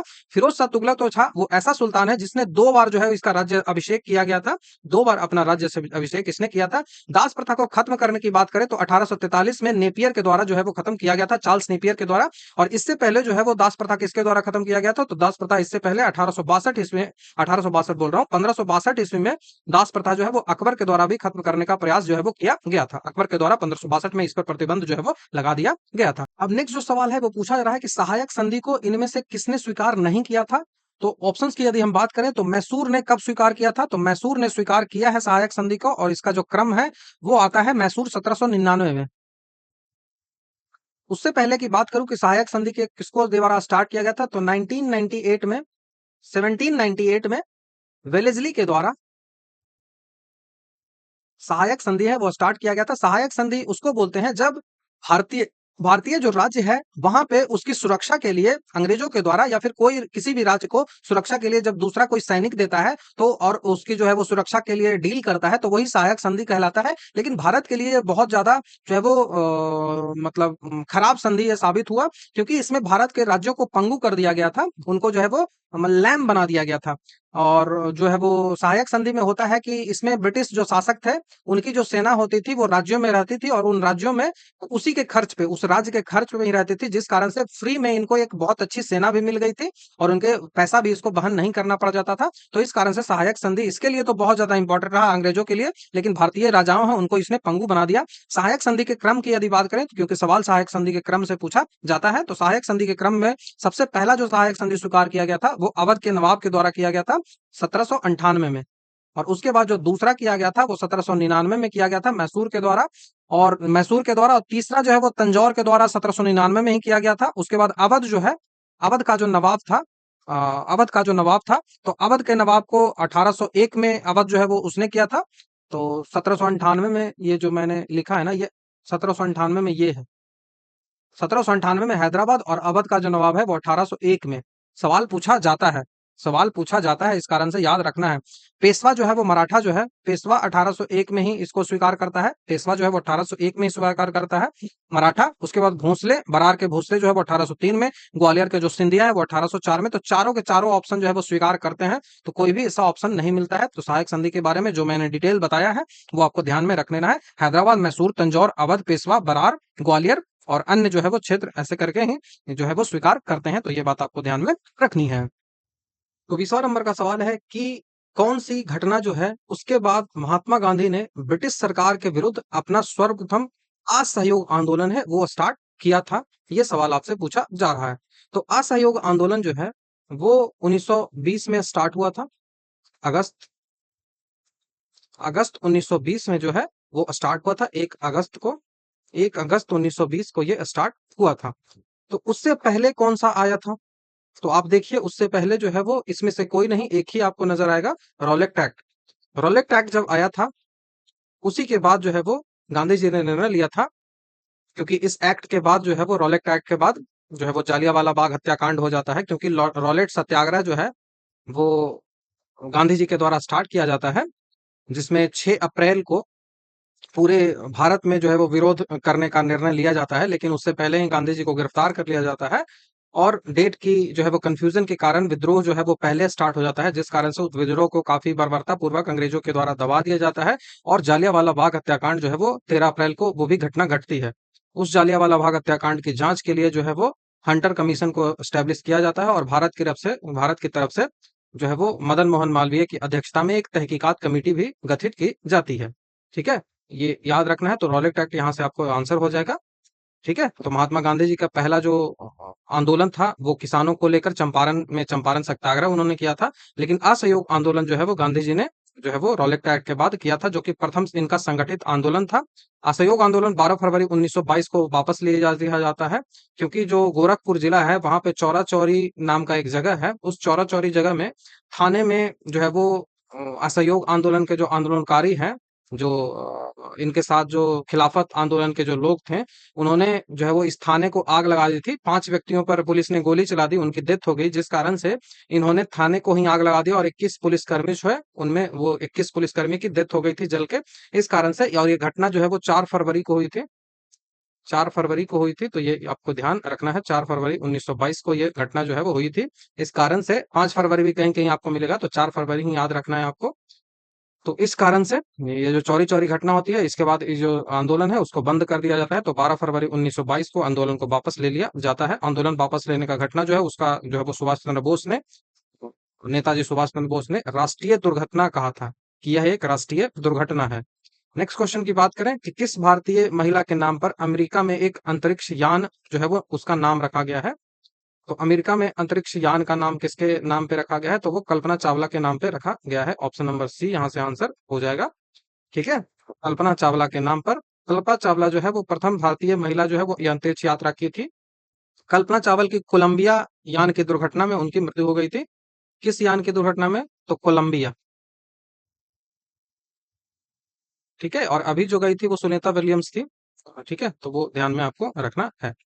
26 नंबर का सवाल है कि भारतीय संविधान का सबसे बड़ा स्रोत है वो कौन सा है, तो वो 1935 का अधिनियम है। लगभग 75% जो है वो इसी पार्ट से आता है। तो यही अधिनियम है। लगभग 2/3 भाग जो है वो इसी से आता है। यह अधिनियम है जो ब्रिटिश सरकार के द्वारा प्रशासनिक सुधार के लिए लाया गया था। साइमन कमीशन जो है उसके बाद ये लाया गया था।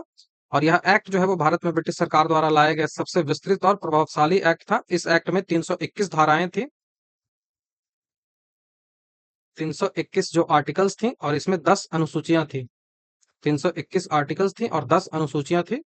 इसके बाद इसमें जो है वो संघ सूची, राज्य सूची और समवर्ती सूची, 3 टाइप की सूचियां थी। अब इन सूचियों में कितने कितने सब्जेक्ट्स थे ये मुझे आप बताइए। पहला मैं बता दे रहा हूँ 59 सब्जेक्ट हैं। दोनों में अब क्या है आप मुझे कमेंट में बताइए। ये सवाल है वो बीएसएससी सीजीएल मेंस में पूछा गया था। सीजीएल 3 मेंस है, वहां पे पूछा गया था। ध्यान में आपको रखना है। ठीक है, नेक्स्ट क्वेश्चन की ओर हम बढ़ते हैं। भारत शासन अधिनियम देख लीजिए 1919 जो है, ये जो है वो इसको मॉन्टेग्यू चेम्सफोर्ड सुधार कहा जाता है। और इसमें द्वैध शासन जो है वो लागू किया गया था। तो याद रखना है इसको, द्वैध शासन इसमें लागू किया गया था। नेक्स्ट सवाल पूछा जा रहा है कि which Indian e commerce company जो है वो रिसीव किया है नॉन बैंकिंग फाइनेंस कंपनी के रूप में, एनबीएफसी के रूप में लाइसेंस उसको आरबीआई से मिला है, तो वो फ्लिपकार्ट है। तो ऑप्शन नंबर सी हमारा यहाँ से आंसर बन जाएगा। 28वां नंबर का सवाल है, जनसंख्या जो है वो जनसंख्या जनगणना 2027 में है, जाति डेटा संग्रह करने के साथ साथ कितने चरणों में यह आयोजित की जाएगी, तो ये 2 चरणों में आयोजित की जाएगी। ऑप्शन आपको यहाँ पे मिल जाएगा इंग्लिश में, द पॉल्यूशन सेंसस। तो ये 2 चरणों में होगा। ऑप्शन नंबर बी हमारा यहाँ से आंसर बन जाएगा। करंट अफेयर का सवाल है। नेक्स्ट है, थॉमस कप किससे संबंधित है, तो थॉमस कप जो खेल है, थॉमस कप वो बैडमिंटन से संबंधित है। बैडमिंटन से संबंधित है, तो बैडमिंटन कहाँ है, तो बैडमिंटन यहाँ है। ऑप्शन नंबर सी हमारा यहाँ से आंसर बनेगा, बैडमिंटन से ये संबंधित खेल है। नारंग कप, चड्डा कप, अमृत दीवान कप, ये सारे जो है वो बैडमिंटन से ही संबंधित है। बैडमिंटन की जो सबसे सर्वोच्च संस्थान है इंटरनेशनल बैडमिंटन फेडरेशन, इसके एस्टेब्लिशमेंट 1934 में हुआ था। ये मैंने ऑलरेडी आपको बताया भी है पहली की सेट में। बैडमिंटन का जो कोर्ट होता है उसकी चौड़ाई और लंबाई की यदि बात करें तो उसका जो लंबाई होता है वो 44 फीट होता है और उसका चौड़ाई जो है वो 20 फीट होता है। और इसकी ऊंचाई जो है, नेट की जो हाइट होती है वो 5 फीट होती है।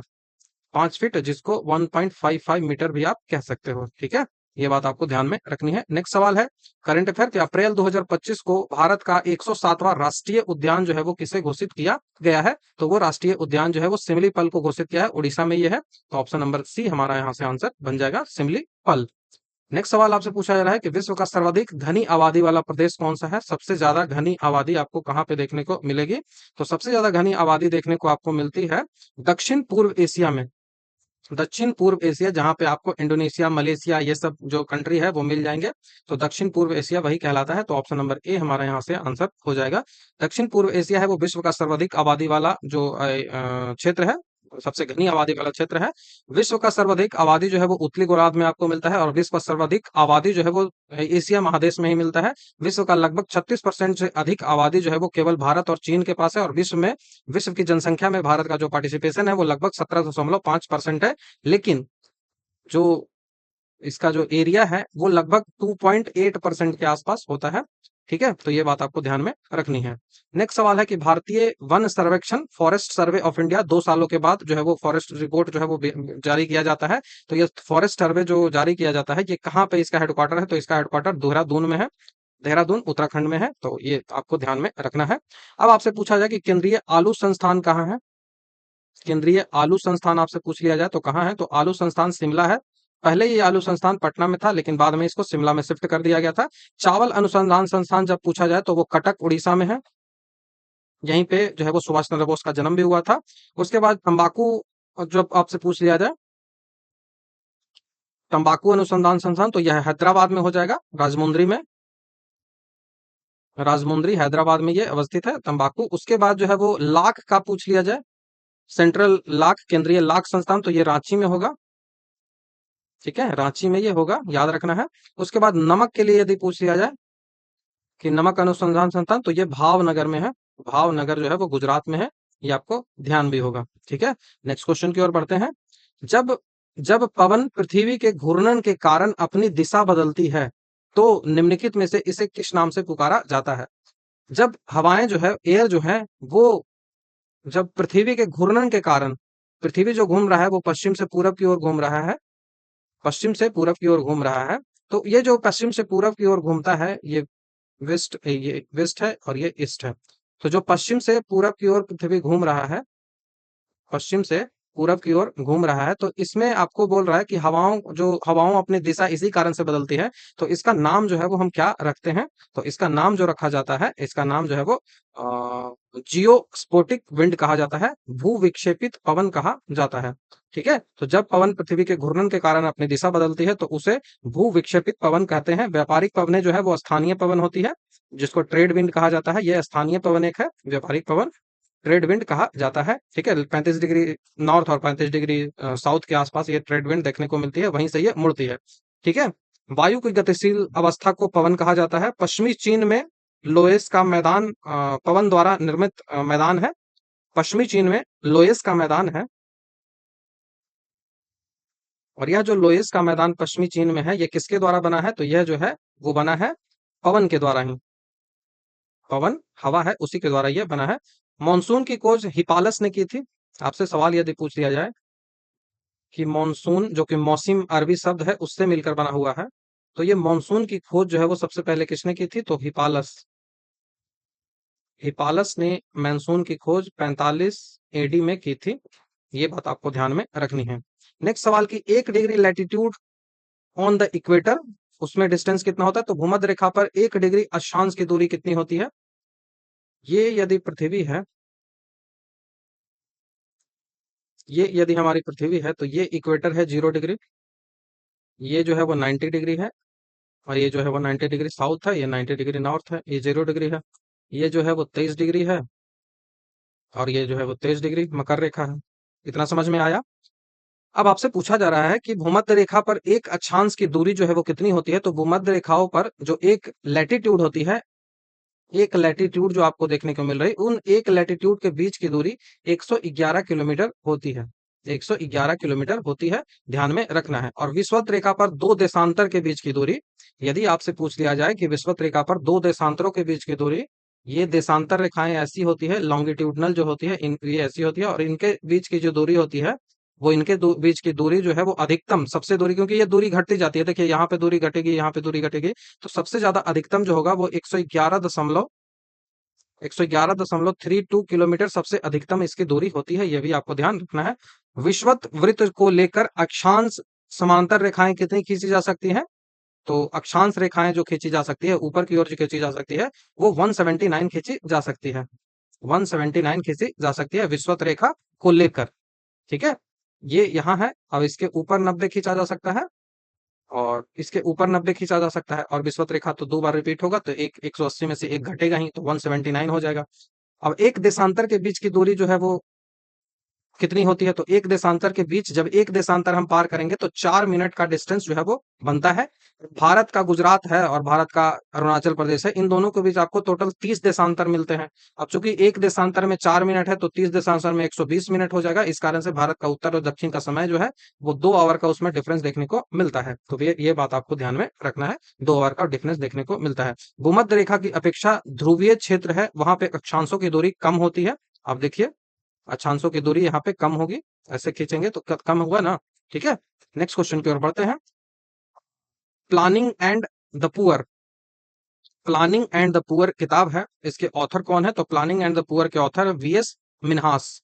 वीएस मिन्हास इसके जो है वो लेखक है। ऑप्शन नंबर सी यहाँ से आंसर बन जाएगा। उसके बाद जो है वो the path to power, the path to power किताब है, वो मार्गरेट थैचर के द्वारा लिखा गया है। To a hungry free world, ये जो है वो एम एस स्वामीनाथन के द्वारा लिखा गया है। To a hungry free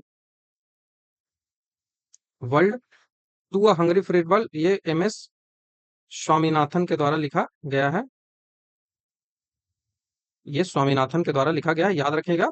against a stream, ये गुन्नार मिर्डन के द्वारा लिखा गया है। एशियन ड्रामा जो है वो ये भी गुन्नार मिर्डन के द्वारा लिखा गया है। और अ टेल ऑफ टू सिटीज, ये लिखा गया है चार्ल्स डिकेंस के द्वारा लिखा गया है, तो ध्यान में आपको रखना है। 36वां नंबर का सवाल है कि विश्व बैंक, जिसे अंतर्राष्ट्रीय पुनर्निर्माण तथा विकास बैंक भी कहा जाता है, इसका मुख्यालय कहाँ है? तो जो विश्व बैंक का मुख्यालय है वॉशिंगटन डीसी में है। ऑप्शन नंबर डी हमारा यहाँ से आंसर बनेगा, वॉशिंगटन डीसी में है। 27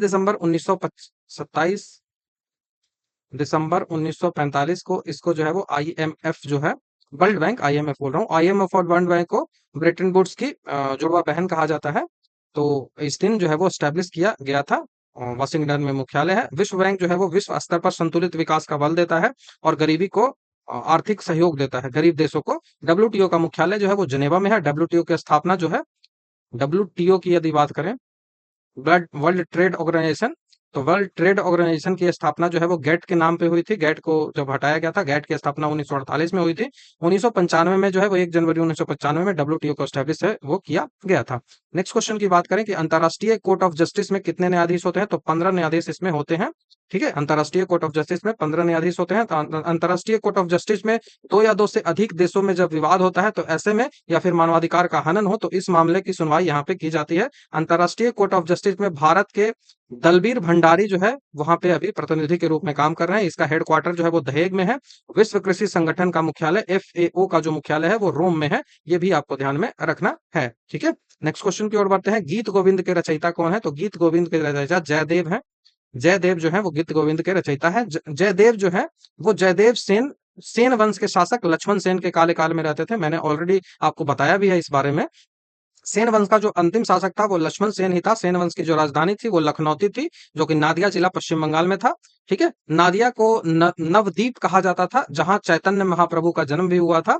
और कालिदास भारत के संस्कृत के सबसे महान जो कवि रहे हैं। इनकी जो वो किताबें बहुत फेमस है, जैसे मेघदूत करके बहुत सारी इनकी किताबें हैं। नेक्स्ट क्वेश्चन की बात करें तो खजुराहो के मंदिर किस वंश के राजाओं के द्वारा बनाया गया था? तो खजुराहो का जो मंदिर है वो चंदेल वंश के द्वारा बनाया गया था। तो चंदेल, ऑप्शन नंबर डी हमारा यहाँ से आंसर बनेगा। खजुराहो के जो मंदिर है वो कई सारे मंदिरों को मिलकर जो है वो खजुराहो के मंदिर मिलती है, जहाँ पे कंदरिया महादेव सबसे ज्यादा इंपॉर्टेंट मंदिर है। तो ये खजुराहो के मंदिर जो है वो चंदेल वंश के द्वारा बनाया गया था। चंदेल वंश की जो राजधानी है वो खजुराहो ही थी। खजुराहो मध्य प्रदेश का छतरपुरा जिला है, वहां पे अवस्थित है। खजुराहो के मंदिर की दीवारों में अश्लीलता का चित्र आपको देखने को मिलता है, आपने देखा भी होगा। खजुराहो में कंदरिया महादेव और चतुर्भुज मंदिर जो है वो सबसे महत्वपूर्ण है। और चंदेल वंश की स्थापना जो है वो नुनुक ने की थी। सबसे ज्यादा ये इंपॉर्टेंट है, सवाल पूछ लिया जाता है। 831 ईस्वी में नुनुक ने की थी, तो 39 नंबर हो गया। 40 नंबर की बात करें कि शतरंज में पहला भारतीय महिला ग्रैंड मास्टर कौन बनी थी? तो ये जो है वो पहली विजया लक्ष्मी बनी थी। तो एस विजया लक्ष्मी जो है वो बनी थी। ऑप्शन ए हमारा आंसर हो जाएगा। उसके बाद डब्ल्यूटीए जो है वो टेनिस टूर्नामेंट जीतने वाला प्रथम भारतीय महिला जो है वो सानिया मिर्जा थी। कोनेरू हम्पी जो थी वो शतरंज की एक खिलाड़ी है। विश्वनाथन आनंदन जो है वो शतरंज के पहले ग्रैंड मास्टर भारत के थे और एशिया के भी, और पूर्व विश्व चैंपियन भी ये रह चुके हैं। 1988 में विश्वनाथन आनंद ने भारत के पहले ग्रैंड मास्टर के रूप में ये बने थे। नॉर्वे में मैग्नस कार्लसन जो है वो सबसे ज्यादा रेटिंग अंकों से के साथ विश्व में अभी सबसे ज्यादा जो है वो शतरंज नंबर 1 पे खिलाड़ी है। बाकी अभी डी गुकेश ने 2024 के नवंबर के आसपास जो है वो विश्व चैंपियन भी वो बने थे। तो ये भी आपको ध्यान में रखना है। सूफी संप्रदाय है, इसका उद्भव कैसे हुआ था? तो सूफी संप्रदाय का जो उद्भव हुआ है वो इस्लाम से हुआ है। ऑप्शन नंबर सी हमारा आंसर हो जाएगा। सूफी आंदोलन जो है वो इस्लाम का उदारवादी जो उदारवादी जो लिबरल आंदोलन है वो है। चिश्ती संप्रदाय भारत में सबसे प्राचीन और सबसे लोकप्रिय सूफी आंदोलन रहा है। मोइनुद्दीन चिश्ती ने अजमेर को केंद्र बनाकर अपना संप्रदाय जो है वो शुरू किया था। हिंदू की भक्ति आंदोलन सूफी आंदोलन की तरह ही थी। दोनों संप्रदाय जो है वो हिंदू मुस्लिम के बीच एकता स्थापित करना चाहता था। नेक्स्ट क्वेश्चन की बात करें तो आर्थिक दृष्टि से एक पिछड़े देश की विशेषता क्या होती है? तो आर्थिक दृष्टि से जब वो पिछड़ा रहेगा तो उसमें प्रति व्यक्ति आय निम्न होगी, मृत्यु दर बहुत ज्यादा होगी, लो डेथ रेट होगी, और उसके साथ ही उच्च निरक्षरता होगी। तो ऑप्शन नंबर डी हमारा यहाँ से आंसर बन जाएगा। ठीक है, ऑप्शन नंबर डी हमारा यहाँ से आंसर बन जाएगा।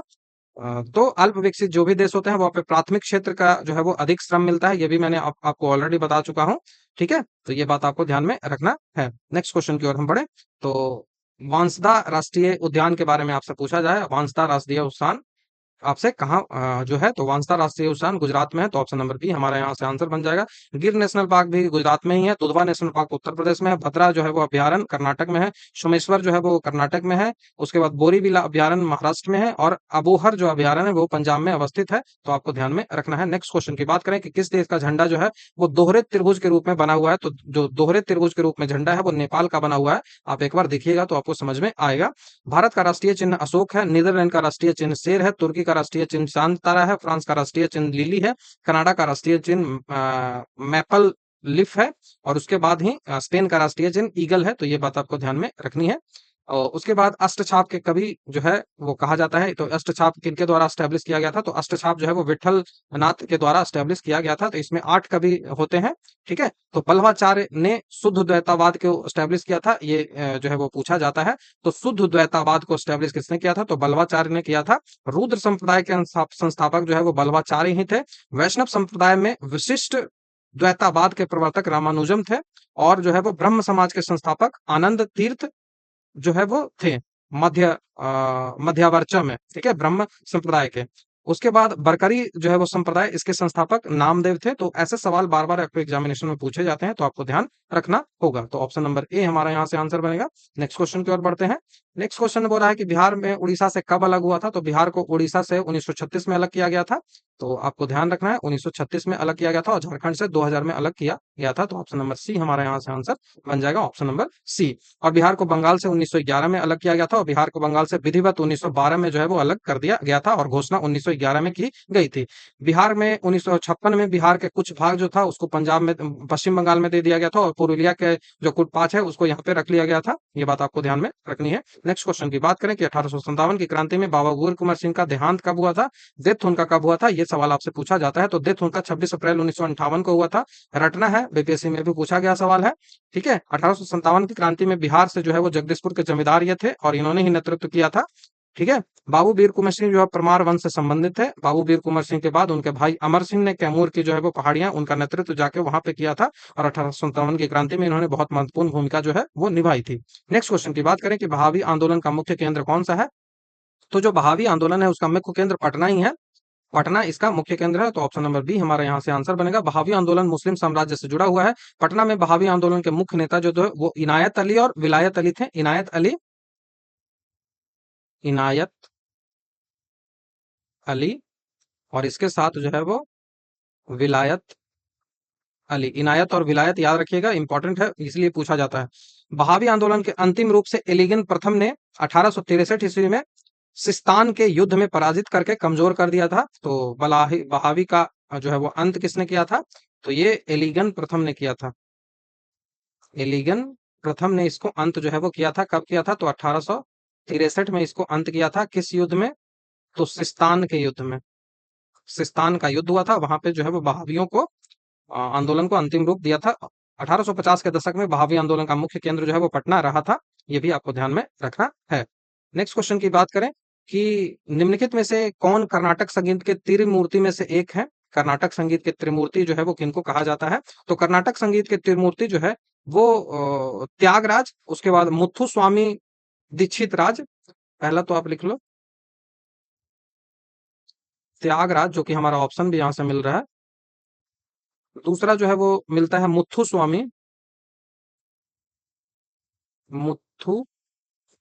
स्वामी दीक्षितार, मुथु स्वामी दीक्षितार हो गया। और तीसरा जो मिलता है वो श्याम शास्त्री है, श्याम शास्त्री। तो ये तीनों जो है वो कर्नाटक संगीत के त्रिमूर्ति जो है वो कहा जाता है। पुरंदर दास को कर्नाटक शैली का पिता भी कहा जाता है। कर्नाटक शैली जो गीत की संगीत कला है, तो कर्नाटक शैली है, उसको पिता फादर किसको कहा जाता है, तो वो पुरंदर दास को कहा जाता है। पुरंदर दास, तो पुरंदर दास को कहा जाता है। मीराबाई जो है वो भक्ति काल के में श्री कृष्ण की आराधना करने से जुड़ी हुई, और भारत में संगीत का प्राचीनतम जो स्रोत है वो सामवेद में देखने को मिलता है। और भारत में जो है वो सामवेद में आपको 7 टाइप के जो है वो राग मिलते हैं। वहीं ब्रिटेन में बात करें और विश्व की बात करें तो वहां पे 12 टाइप के जो है वो सुर मिलते हैं। भारत में सारेगामा 7 ही मिलते हैं, लेकिन वहां 12 मिलते हैं। ठीक है, ये बात आपको ध्यान में रखना है। तो नेक्स्ट क्वेश्चन की ओर आगे बढ़ते हैं। नेक्स्ट क्वेश्चन है कि बिहार राज्य के किस जिले का जनघनत्व जो है वो सबसे अधिक है, तो बिहार राज्य का शिवहर जो जिला है वहां का जनघनत्व जो है वो सबसे अधिक है। शिवहर जिला आपको ध्यान में रखना है। शिवहर जिला जो है वो सीतामढ़ी, पूर्वी चंपारण और नीचे से मुजफ्फरपुर के आसपास जो है वो बीच में ही लॉक्ड ये जो है वो है। ठीक है, ये बाउंड्री बाउंड्री नेपाल से नहीं लगाता है, ये याद रखने की आवश्यकता है। ठीक है, ये याद रखने की आवश्यकता है। यदि 2011 के डेटा की बात करें तो 1880 इसका पॉपुलेशन डेंसिटी है, 1880। ठीक है, वहीं बिहार का सबसे न्यूनतम डेंसिटी की बात करें तो वो कैमूर का है। कैमूर जिसका हेडक्वार्टर भभुआ में है और यहीं से जो है वो सोन नदी जो है वो प्रवेश करती है। कैमूर से नहीं, वो रोहतास से प्रवेश करती है। ठीक है, तो कैमूर इतना याद रखना है। और बक्सर से गंगा नदी प्रवेश करती है, ये भी याद रखना है। उत्तर कोयल नदी जो है वो वही रोहतास से ही प्रवेश करती है। तो कैमूर में कैमूर की जो है वो पहाड़ियां हैं। कैमूर का जो है वो टाइगर रिजर्व भी घोषित करने किया जा रहा है, ये आपको ध्यान में रखना है। 2011 का जब जनगणना हुआ था तो जनगणना आयुक्त कौन थे? तो चंद्रमौली थे। कुल जनसंख्या जो है वो क्रम में बिहार जो है वो भारत में तीसरे स्थान पर आता है और क्षेत्रफल के एरिया में कितना स्थान पे आता है? तो 12वें स्थान पे आता है, ये आपको ध्यान में रखना है। ठीक है, नेक्स्ट क्वेश्चन की हम बात करते हैं। साइंस के सवाल आपसे शुरू हो रहे हैं। तो साइंस बोल रहा है कि यदि चंद्रमा पर बम विस्फोट होता है तो उसकी आवाज जो है वो पृथ्वी पर कितने समय बाद सुनाई देगी? तो यदि चंद्रमा पे बम विस्फोट होता है तो उसकी आवाज पृथ्वी पर सुनाई नहीं देगी। ठीक है, पृथ्वी पे सुनाई नहीं देगी। क्यों नहीं देगी? क्योंकि चंद्रमा पर कोई भी वायुमंडल नहीं है, इसीलिए हम वहां की आवाजों को नहीं सुन सकते हैं। ठीक है, वायुमंडल नहीं है जिस कारण से हम नहीं सुन सकते हैं। तो ऑप्शन नंबर डी यहाँ से हमारा आंसर बन जाएगा। चंद्रमा पर जो है वो वस्तु का वजन जो है वो 1/6 हो जाता है। ठीक है, क्यों हो जाता है? क्योंकि ग्रेविटेशन जो है वो 1/6 हो जाता है।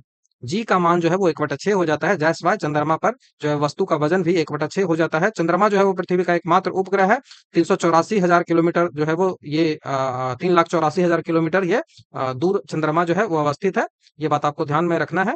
भारत ने चंद्रयान किया है, इसके बारे में आपको डिटेल से याद होना चाहिए कि शिव शक्ति पॉइंट कौन सा है। ठीक है, चंद्रमा का अपना कोई प्रकाश नहीं होता। ग्रह जो होते हैं ना उसका अपना प्रकाश होता है, लेकिन उपग्रहों का अपना प्रकाश नहीं होता है। वो जो है वो सूर्य से प्रकाश लेते हैं तभी जाके चमकते हैं। नेक्स्ट क्वेश्चन की बात करें कि जल की कठोरता किसके कारण होती है? आसान सा सवाल है। जल की कठोरता जो होती है वो CaHCO3 के कारण होता है, जल की कठोरता। तो CaCO3 के कारण ये होती है। तो ऑप्शन नंबर बी हमारा यहाँ से आंसर बन जाएगा। जल की कठोरता का यही कारण होता है। जल की कठोरता जो है वो अस्थाई और अस्थाई दो पार्ट दो तरह की होती है। तो जल की अस्थाई जो कठोरता होती है, अस्थाई जो होती है, टेम्पोररी जो होती है, उसको उबाल देने से खत्म हो जाएगा। लेकिन जल की अस्थाई जो कठोरता है वो उबालने से दूर नहीं होते। उसमें कैल्शियम और मैग्नीशियम के जो है वो सल्फेट क्लोराइड होते हैं, नाइट्राइट होते हैं, और इन लवणों के घुलने के कारण ही वो अस्थाई जो है वो हो जाता है। ठीक है, तो कैल्शियम और मैग्नीशियम के सल्फेट क्लोराइड और नाइट्राइट होते हैं, इस कारण से ही होता है। ठीक है, ये इस कारण से ही ये अस्थाई हो जाता है। और अस्थाई जो होता है उसमें कैल्शियम और मैग्नीशियम के ऑक्सलेट होते हैं, इस कारण से वो जो है वो अस्थाई रहता है। ठीक है, समुद्री जल में जो है वो लवणता जो है, समुद्री जल की लवणता का जो कारण है वो NaCl होता है। NaCl जो इक्वस सॉल्यूशन यदि NaCl का होगा तो उसको ब्राइन कहा जाता है, ब्राइन कहा जाता है। तो ये भी आपको ध्यान में रखना है, पूछा जाता है सवाल। विषुवत रेखा पर दिन कितने घंटे का होता है? तो विषुवत रेखा पर जो दिन है वो 12 घंटे का होगा और रात भी 12 घंटे का होगा। ऑप्शन नंबर सी हमारा आंसर होगा। विषुवत रेखा पर चूंकि सूर्य की किरणें हमेशा सीधी पड़ती रहती है तो विषुवत रेखा पर दिन और रात की अवधि बराबर होती है। विषुवत रेखा पर अधिक तापमान होता है, अधिक वर्षा होती है। विषुवत रेखा पर जैव विविधता भी बहुत ज्यादा अधिक पाई जाती है। विषुवत रेखा 0 डिग्री सेल्सियस को कहा जाता है, यह भी आपको ध्यान में रखना है। ठीक है, नेक्स्ट क्वेश्चन की बात करें कि पित्तल का एक मिश्र धातु है जबकि वायु क्या है? पित्तल एक मिश्र धातु है। ठीक है, पित्तल जो है वो एक मिश्र धातु है। CeO का, कॉपर और जिंक का जो है वो पित्तल एक मिश्र धातु है। लेकिन वायु क्या है? तो वायु भी एक मिश्रण ही है, वायु भी एक मिश्रण ही है, मिक्सचर ही है। तो ऑप्शन नंबर बी हमारा यहाँ से आंसर बनेगा। ठीक है, ऑप्शन नंबर बी हमारा यहाँ से आंसर बनेगा। मिश्र धातु जो होते हैं वो समांगी मिश्रण होते हैं, हेट्रोजीनियस होमोजीनियस होते हैं, क्योंकि उसका रेशियो जो है वो हमेशा समान ही होगा। ठीक है, गन मेटल किससे बना होता है? गन मेटल में कौन कौन सी चीजें होती है? तो कॉपर होता है, जिंक होता है और उसके बाद एसएन होता है। ठीक है, टीन होता है। ये आपको ध्यान में रखना है गन मेटल में। उसके बाद जो है वो कांसा में कौन सी होता है? तो कांसा में कॉपर और टीन होता है, कॉपर और टीन होता है। वह पदार्थ जो दो या दो से अधिक तत्वों का यौगिक के किसी भी अनुपात में मिलाने से प्राप्त हो वो मिश्रण कहलाता है। और जब वो अनुपात समान हो तब वो होमोजीनियस होगा और जब डिफरेंट हो तो वो हेट्रोजीनियस कहलाता है। ठीक है, नेक्स्ट क्वेश्चन की ओर अब बढ़ते हैं। नेक्स्ट क्वेश्चन है कि इंसुलिन की कमी के कारण कौन सा रोग होता है? तो डायबिटीज होता है। इंसुलिन के बारे में काफी डिटेल से पिछला जो वीडियो था उसी में मैंने बताया था, तो फिर से रिपीट नहीं करूंगा। यहाँ बस बता देता हूँ कि इंसुलिन की खोज जो है वो किसने की थी? तो इसकी खोज जो है वो बेंटिंग एवं वेस्ट ने की थी। बेंटिंग एंड वेस्ट ने की थी। पिछला वीडियो देखिए, वहां पे इंसुलिन के बारे में काफी डिटेल से मैंने बताया है। इंसुलिन जो है वो बीटा सेल से निकलती है, पैंक्रियाज का लैंगरहैंस की दीपिकाओं से, आइलेट्स ऑफ लैंगरहैंस से, और वहां से निकलकर ये ग्लूकोज को ग्लाइकोजन में कन्वर्ट करती है। इस कारण से रुधिर का जो ब्लड जो है वो कंट्रोल वो रखती है। तो रुधिर में ग्लूकोज की मात्रा बढ़ना ही मधुमेह कहलाता है। और जो है वो रुधिर जो ब्लड है वो एक संयोजी ऊतक है, कनेक्टिंग टिश्यू है। ठीक है, ये बात आपको ध्यान में रखना है। किस ताप पर H2O का घनत्व जो है वो अधिकतम होगा? H2O का घनत्व आपसे डेंसिटी पूछी जा रही है, सबसे ज्यादा किस ताप पर H2O का घनत्व होगा? तो H2O का जो घनत्व होगा वो सबसे ज्यादा होता है 4 डिग्री सेल्सियस, और 4 डिग्री सेल्सियस बोल रहा हूँ। H2O का जो घनत्व होता है वो सबसे अधिक होता है 39.2 डिग्री सेल्सियस पे। तो ऑप्शन नंबर बी हमारा यहाँ से आंसर बन जाएगा। 4 डिग्री सेल्सियस जो होता है उस पर जल का घनत्व जो है वो सबसे अधिकतम होता है। 4 डिग्री सेल्सियस जो है उस पर जल का घनत्व सबसे अधिकतम होता है। तो इसको जब फ़ारेनहाइट में आप कन्वर्ट करोगे तो वो जो है वो आपको देखने को मिलेगा 39.2 डिग्री फ़ारेनहाइट। ठीक है। जल का जो है वो त्रिक बिंदु कितना कहलाता है? तो जल का जो है वो त्रिक बिंदु 173.16 केल्विन जो है वो कहलाता है। जल का विशिष्ट धारिता जो है वो कितनी है? तो 4200 जूल किलो पर केजी होता है।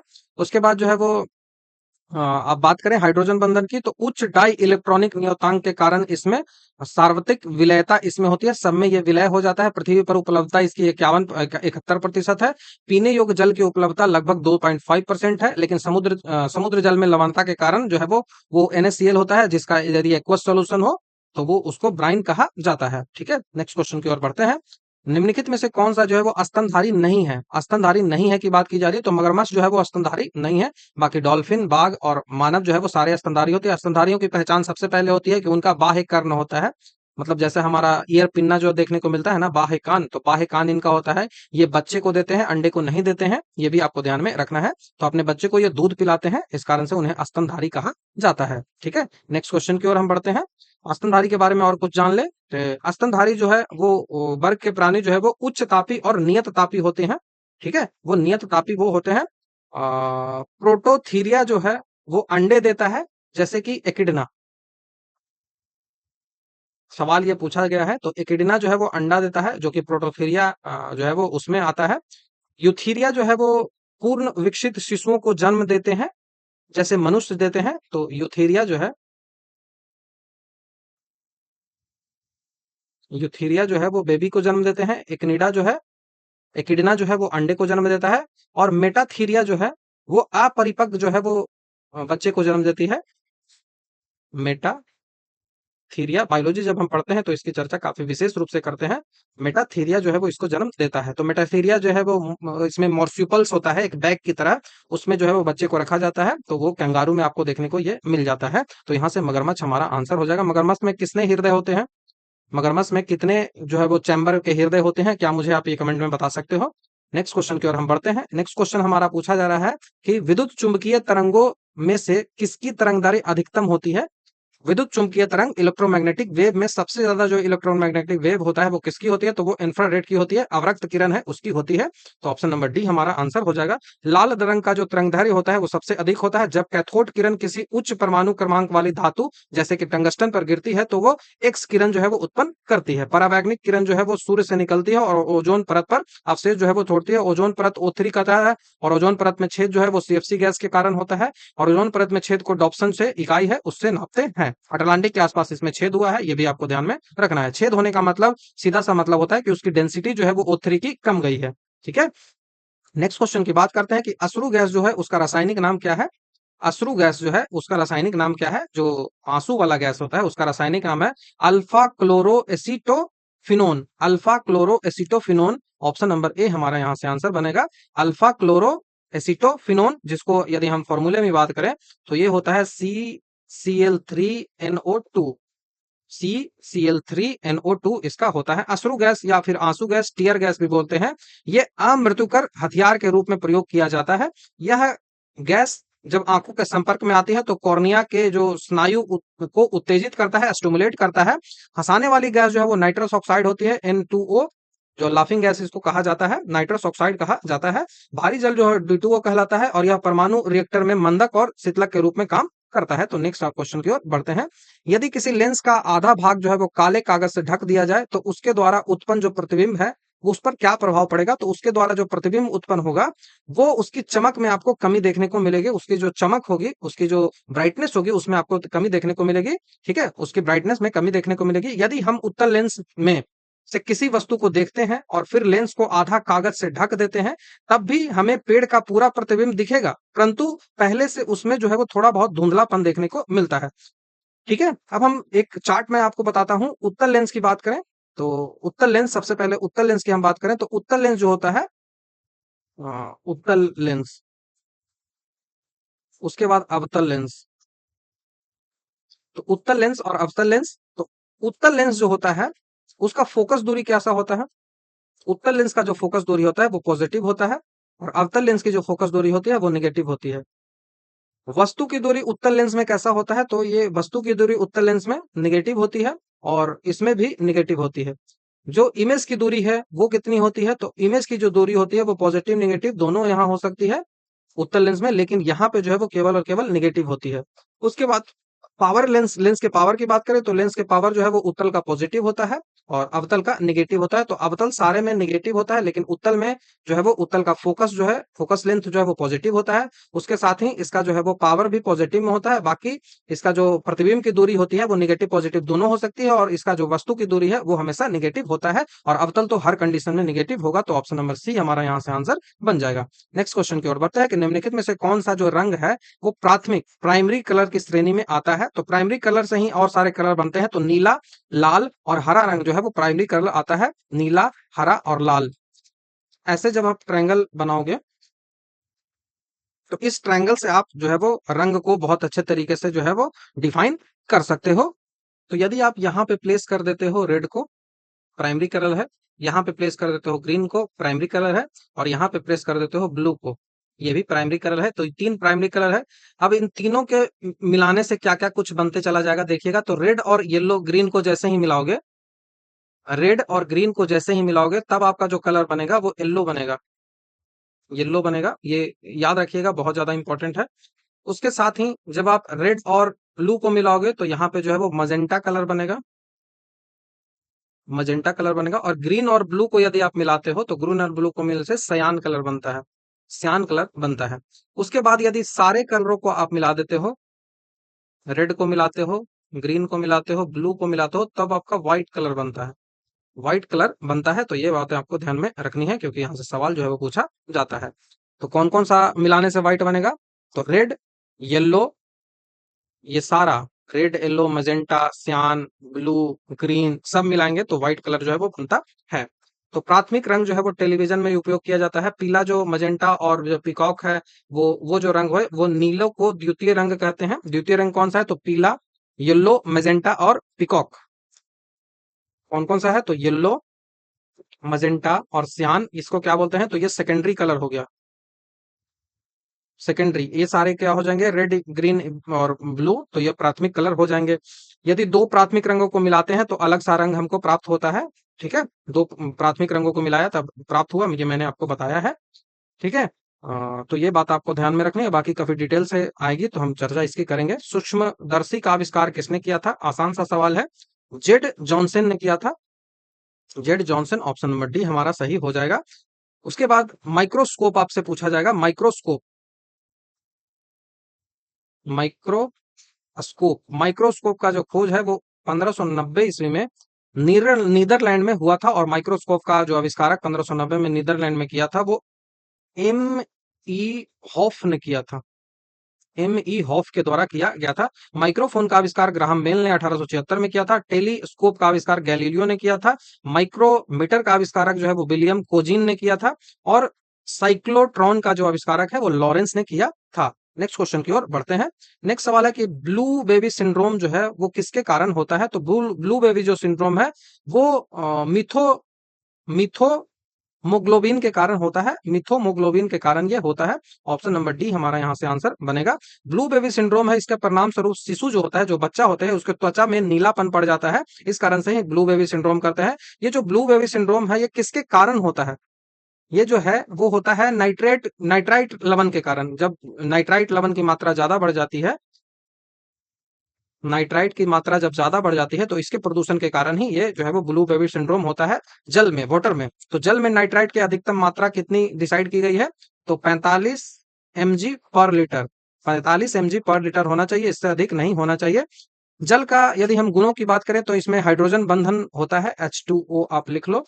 जल के गुणों में बात करें तो इसमें हाइड्रोजन बंधन होता है, ये बात आपको ध्यान रखना है, हाइड्रोजन बॉन्ड इसमें होता है। जल जो है वो पृथ्वी पे 71% अवस्थित है, इसमें जो है वो 2.5% जो है वो पीने लायक है, और उसके साथ NaCl जो है उसको ब्राइन कहा जाता है, aqueous solution of NaCl। Next question की बात करें, the most complex organic substance जो है वो कौन सा है?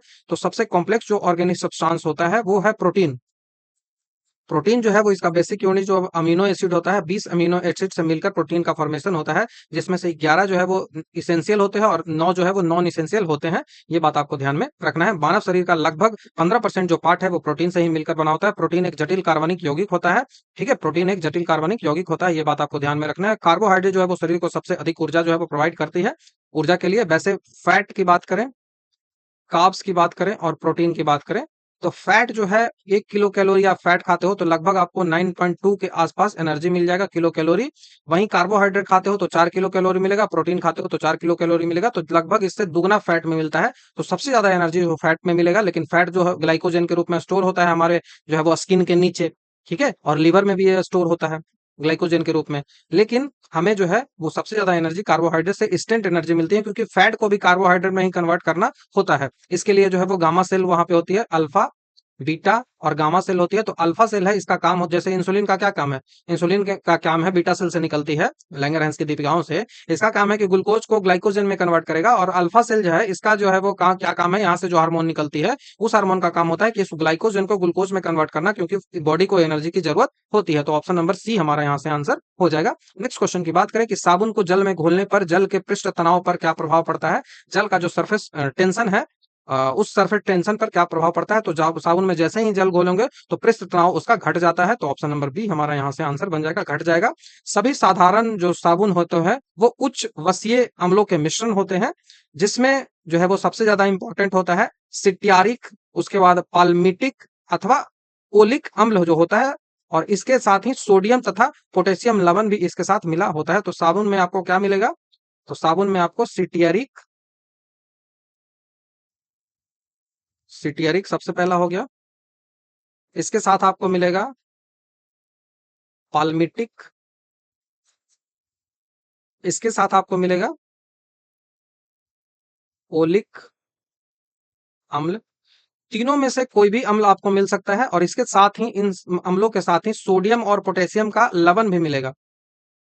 सोडियम और पोटेशियम का जो लवण है, सॉल्ट है, वो यहाँ पे देखने को मिलेगा, ठीक है। तो उच्च वसीय जो अम्ल होता है, उच्च वसीय अम्ल जो होता है, ज्यादा फैट वाले, जो वसा फैट बोलते हैं, तो उच्च फैट वाले जो अम्ल होते हैं उसको जब NaOH या फिर KOH पोटेशियम हाइड्रोक्साइड के साथ जब मिलाते हो तो साबुन और ग्लिसरॉल जो है वो बनता है। तो इरेक्शन लिख लो। जो उच्च वसीय अम्ल होते हैं, हाई फैट वाले जो एसिड होते हैं, उच्च वसीय अम्ल होता है, उसको NaOH के साथ जब रिएक्शन करते हैं या फिर इसको KOOH के साथ रिएक्शन करते हैं, KOH के साथ जब रिएक्शन करते हैं तो इससे साबुन बनता है, और इस साबुन के साथ साथ ग्लिसरॉल भी बनता है, ठीक है, ग्लिसरॉल भी इस साबुन के साथ बनता है।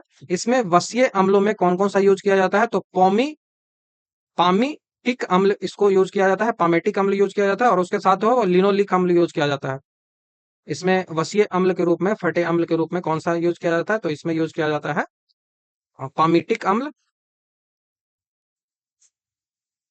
पामीटिक अम्ल, और इसके साथ साथ एक और यूज किया जा सकता है लिनोलिक अम्ल, लिनोलिक अम्ल जो है वो यूज किया जाता है। नेक्स्ट क्वेश्चन की ओर बढ़ते हैं। Mg2P2O7 में P का ऑक्सीडेशन नंबर आपसे पूछा जा रहा है, तो पहले तो आपको ऑक्सीजन का ऑक्सीडेशन नंबर याद होना चाहिए और मैग्नीशियम का ऑक्सीडेशन नंबर याद होना चाहिए, तभी आप इसको बना सकते हो, ठीक है। तो MgPO2 को सबसे पहले तो आप ऐसे लिखो, Mg2P2O7।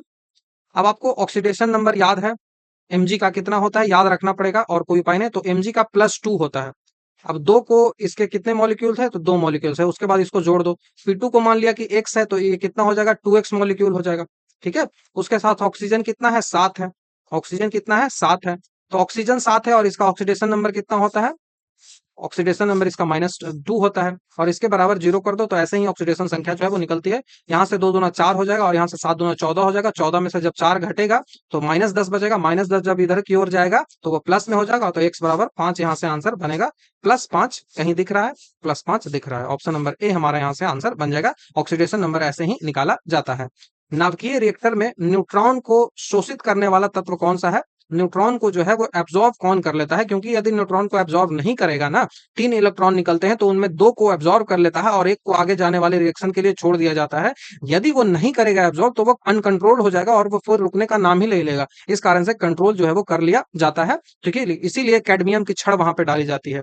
इसीलिए वहां पे नाभिकीय रिएक्टर में जो है वो न्यूट्रॉन को शोषित करने के लिए, न्यूट्रॉन को एब्जॉर्ब करने के लिए कैडमियम की छड़ जो है वो डाली जाती है। तो रिएक्टर में नियंत्रक छड़ के रूप में कैडमियम या फिर बोरोन का छड़ भी यूज किया जा सकता है।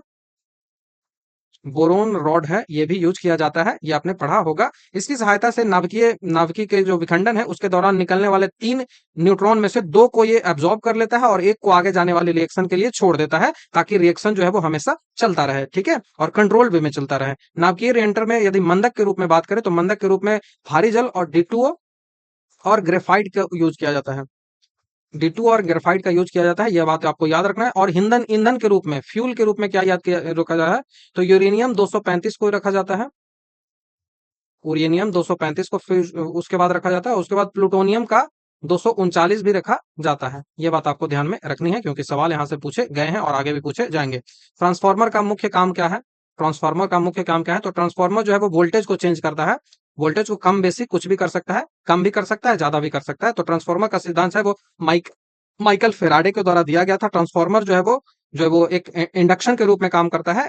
ठीक है, इंडक्शन के सिद्धांत पर यह काम करता है। ठीक है, एसी वोल्ट में निम्न या उच्च वोल्ट में ये बदल सकता है, यही इसका मेन काम होता है। ट्रांसफार्मर केवल जो है वो एसी के लिए ही उपयोग किया जाता है। एसी करंट, अल्टरनेटिव करंट है, उसके लिए यूज किया जाता है। प्राकृतिक रबर जो है वो किसका बहुलक होता है? नेचुरल रबर जो है वो किसका पॉलीमर है? ये सवाल आपसे पूछा जाता है। तो प्राकृतिक रबर जो है वो आइसोप्रोपीन का है।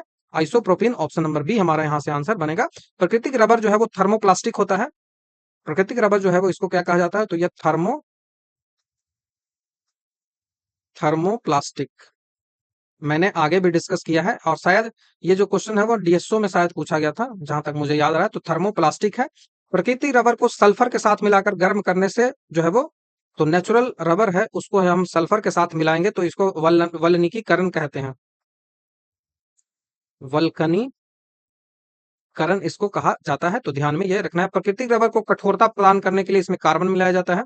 इसमें हार्डनेस लाना है क्योंकि बहुत सॉफ्ट होता है, तो इस हार्डनेस के लिए कार्बन जो है उसको मिलाया जाता है। उच्च वलनीकृत जो है वो रबर वो एबोनाइट होता है। वल्नीकरण जो प्रोसेस है ये बहुत ज्यादा हाई वल्नीकृत जब होगा, हाई वल्नीकरण जो होगा, तो हाई वल्नीकृत जो रबर होता है वो कौन सा है? तो वो एबोनाइट है। एबोनाइट कहा जाता है, तो याद आपको रखना है।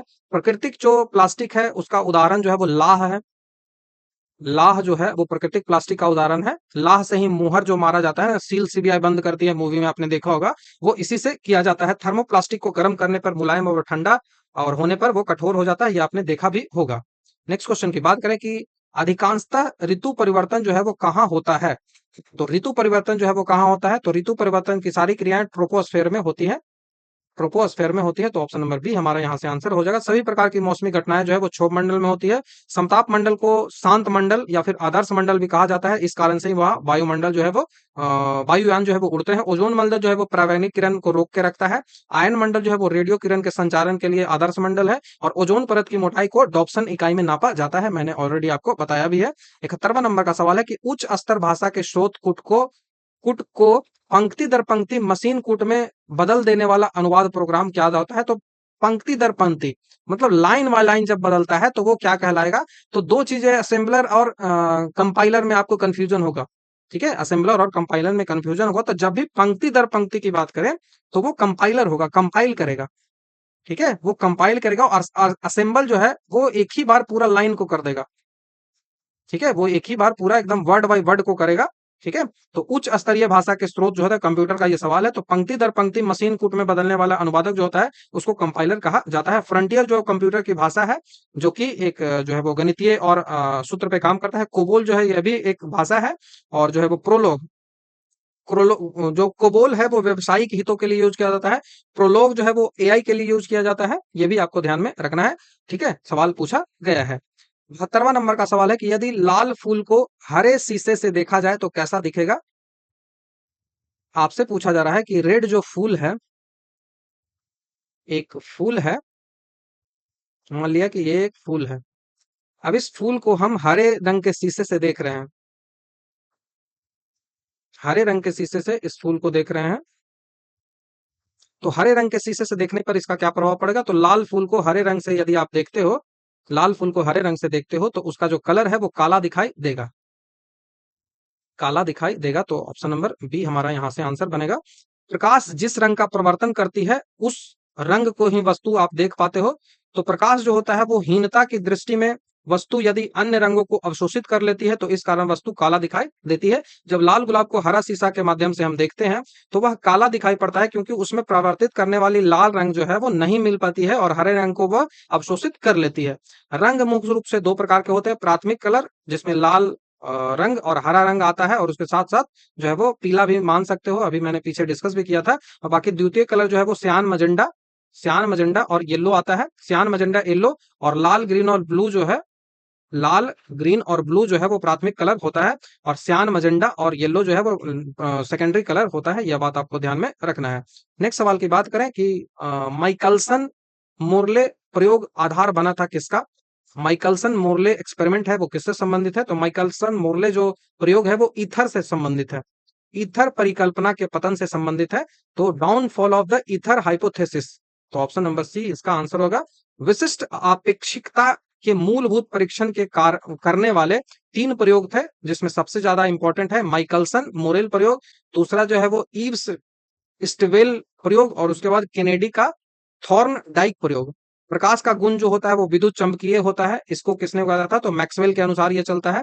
तरंग है वो किसने बताया था। तो हाइगेल ने बताया था। कण है ये किसने बताया था। तो न्यूटन ने बताया था। कण और तरंग दोनों के गुण है तो ये डी ब्रोगली ने बताया था। तो ये बात आपको ध्यान में रखनी है। 74वां नंबर का सवाल है कि डायोड क्या होता है। एक डायोड जो है वो क्या होता है। तो डायोड केवल एक दिशा में चलन करता है। तो डायोड केवल एक दिशा में चलन करता है। कैथोड किरण को केवल गैसों का प्रयोग करके पैदा किया जा सकता है। कैथोड किरण जो होता है वो अदृश्य होता है और सीधी रेखाओं में चलती है। कैथोड किरण का वेग जो होता है वह प्रकाश के वेग से 9/10 गुना होता है। यह किरण विद्युत और चुंबकीय क्षेत्रों में विक्षोभित होती है। कैथोड किरण फोटोग्राफिक प्लेट को प्रभावित करती है, और कैथोड किरण जो है वो प्राकृतिक ऋणात्मकता की ओर लेके जाती है, और एनोड किरण जो है वो धनात्मकता की ओर लेके जाती है। ये बात आपको ध्यान में होना चाहिए। नेक्स्ट क्वेश्चन डीएनए के बारे में पूछ रहा है। काफी डिटेल से इस क्वेश्चन को मैंने ऑलरेडी डिस्कस किया था पिछले सेट में। डीएनए में प्यूरिन क्षार है वो क्या है। डीएनए में प्यूरिन क्षार है वो क्या, आपसे पूछा जा रहा है। तो डीएनए में प्यूरिन जो क्षार है वो एडेनिन और गुआनिन होता है। एडेनिन और गुआनिन होता है। तो ऑप्शन नंबर बी यहां से हमारा आंसर बनेगा। डीएनए में 4 प्रकार के नाइट्रोजनस बेस पाए जाते हैं। डीएनए है, इसमें 4 टाइप के जो नाइट्रोजनस बेस जो है वो पाए जाते हैं। पहला जो नाइट्रोजनस बेस होता है वो एडानिन होता है, एडिनिन होता है। दूसरा जो होता है वो साइटोसिन होता है, ऑलरेडी मैंने सारा डिस्कस किया है आपको। तीसरा जो इसका होता है वो गुआनिन होता है, गुआनिन होता है। चौथा जो होता है वो थाइमीन होता है, थाइमीन होता है। ये बात आपको ध्यान में रखना है। ये डीएनए का हो गया। ठीक है, डीएनए डीएनए का डबल हेलिकल जो स्ट्रक्चर होता है वो मॉडल वाटसन एंड क्रिक ने दिया था, 1953 में दिया था। इसका जो है वो कार्य के लिए इन्होंने 1962 में इनको जो है वो नोबेल प्राइज भी दोनों को दिया गया था। डीएनए जो है वो डबल कुंडलिक रचना है, जिसमें न्यूक्लियोटाइड के 2 धागे जो है वो जुड़े होते हैं। एडानिन थाइमिन के साथ डबल हाइड्रोजन बॉन्ड के साथ जुड़ा होता है। एडानिन जो है वो थाइमिन के साथ, एडानिन थाइमिन के साथ डबल हाइड्रोजन बॉन्ड से जुड़ा होता है। हाइड्रोजन का डबल बॉन्ड होता है, हाइड्रोजन का डबल बॉन्ड होता है, उससे ये जुड़ा होता है। एडानिन के साथ थाइमिन डबल बॉन्ड से जुड़ा होता है, और साइटोसिन के साथ गुआनिन जो है वो ट्रिपल बॉन्ड के साथ जुड़ा होता है। ठीक है, तो ऐसे आप लिखिए। एडानिन को ए से डिनोट करिए, और जो है वो थाइमिन को टी से डिनोट करिए, और इन दोनों के बीच जो है वो बॉन्ड जो है वो डबल होगा। और वैसे ही साइटोसिन को सी से डिनोट करिए और गुआनिन को जी से डिनोट करिए, तो इन दोनों के बीच ट्रिपल बॉन्ड होगा। ऐसे करके ये जुड़ा होता है। ये बात आपको ध्यान में रखना है। डीएनए से ही आरएनए का जो है वो संश्लेषण होता है। डीएनए से ही आरएनए जो संश्लेषित होता है। तो ये भी आपको याद रखना है। आरएनए में थाइमिन के स्थान पर यूरेसिल होता है, ये मैंने बताया भी है। यही 4 होता है, लेकिन आरएनए में क्या होता है, यही 3 तो कॉमन हो गया, लेकिन थाइमिन के जगह वो क्या होता है, तो यूरेसिल होता है। आरएनए में यूरेसिल होता है, तो आरएनए में यूरेसिल तो यू हो जाएगा, और डीएनए में थाइमिन तो टी हो जाएगा। तो डीएनए में टी होता है और आरएनए में यू होता है, आर एन ए। तो आपको याद रखना है PQR STU भी, तो एस आर के नजदीक यू दिख रहा है, वैसे ही डीएनए में देखिए दूर दिख रहा है थाइमिन, कहीं आपको नहीं नजदीक दिखेगा। तो इस कारण से ऐसे जोड़ के आप याद रख सकते हो, यदि आपसे याद नहीं होता है तो। ठीक है, तो ये पूरा वीडियो रहा जहां पे हमने काफी डिटेल से सारे जो क्वेश्चंस हैं उनको डिस्कस किया। 75 के 75 क्वेश्चन हैं, उनको डिस्कस किया। आप मुझे बताइए कि आपका स्कोर कितना बन रहा है। तो thank you very much. Next video में आपसे जल्द ही मिलता हूं।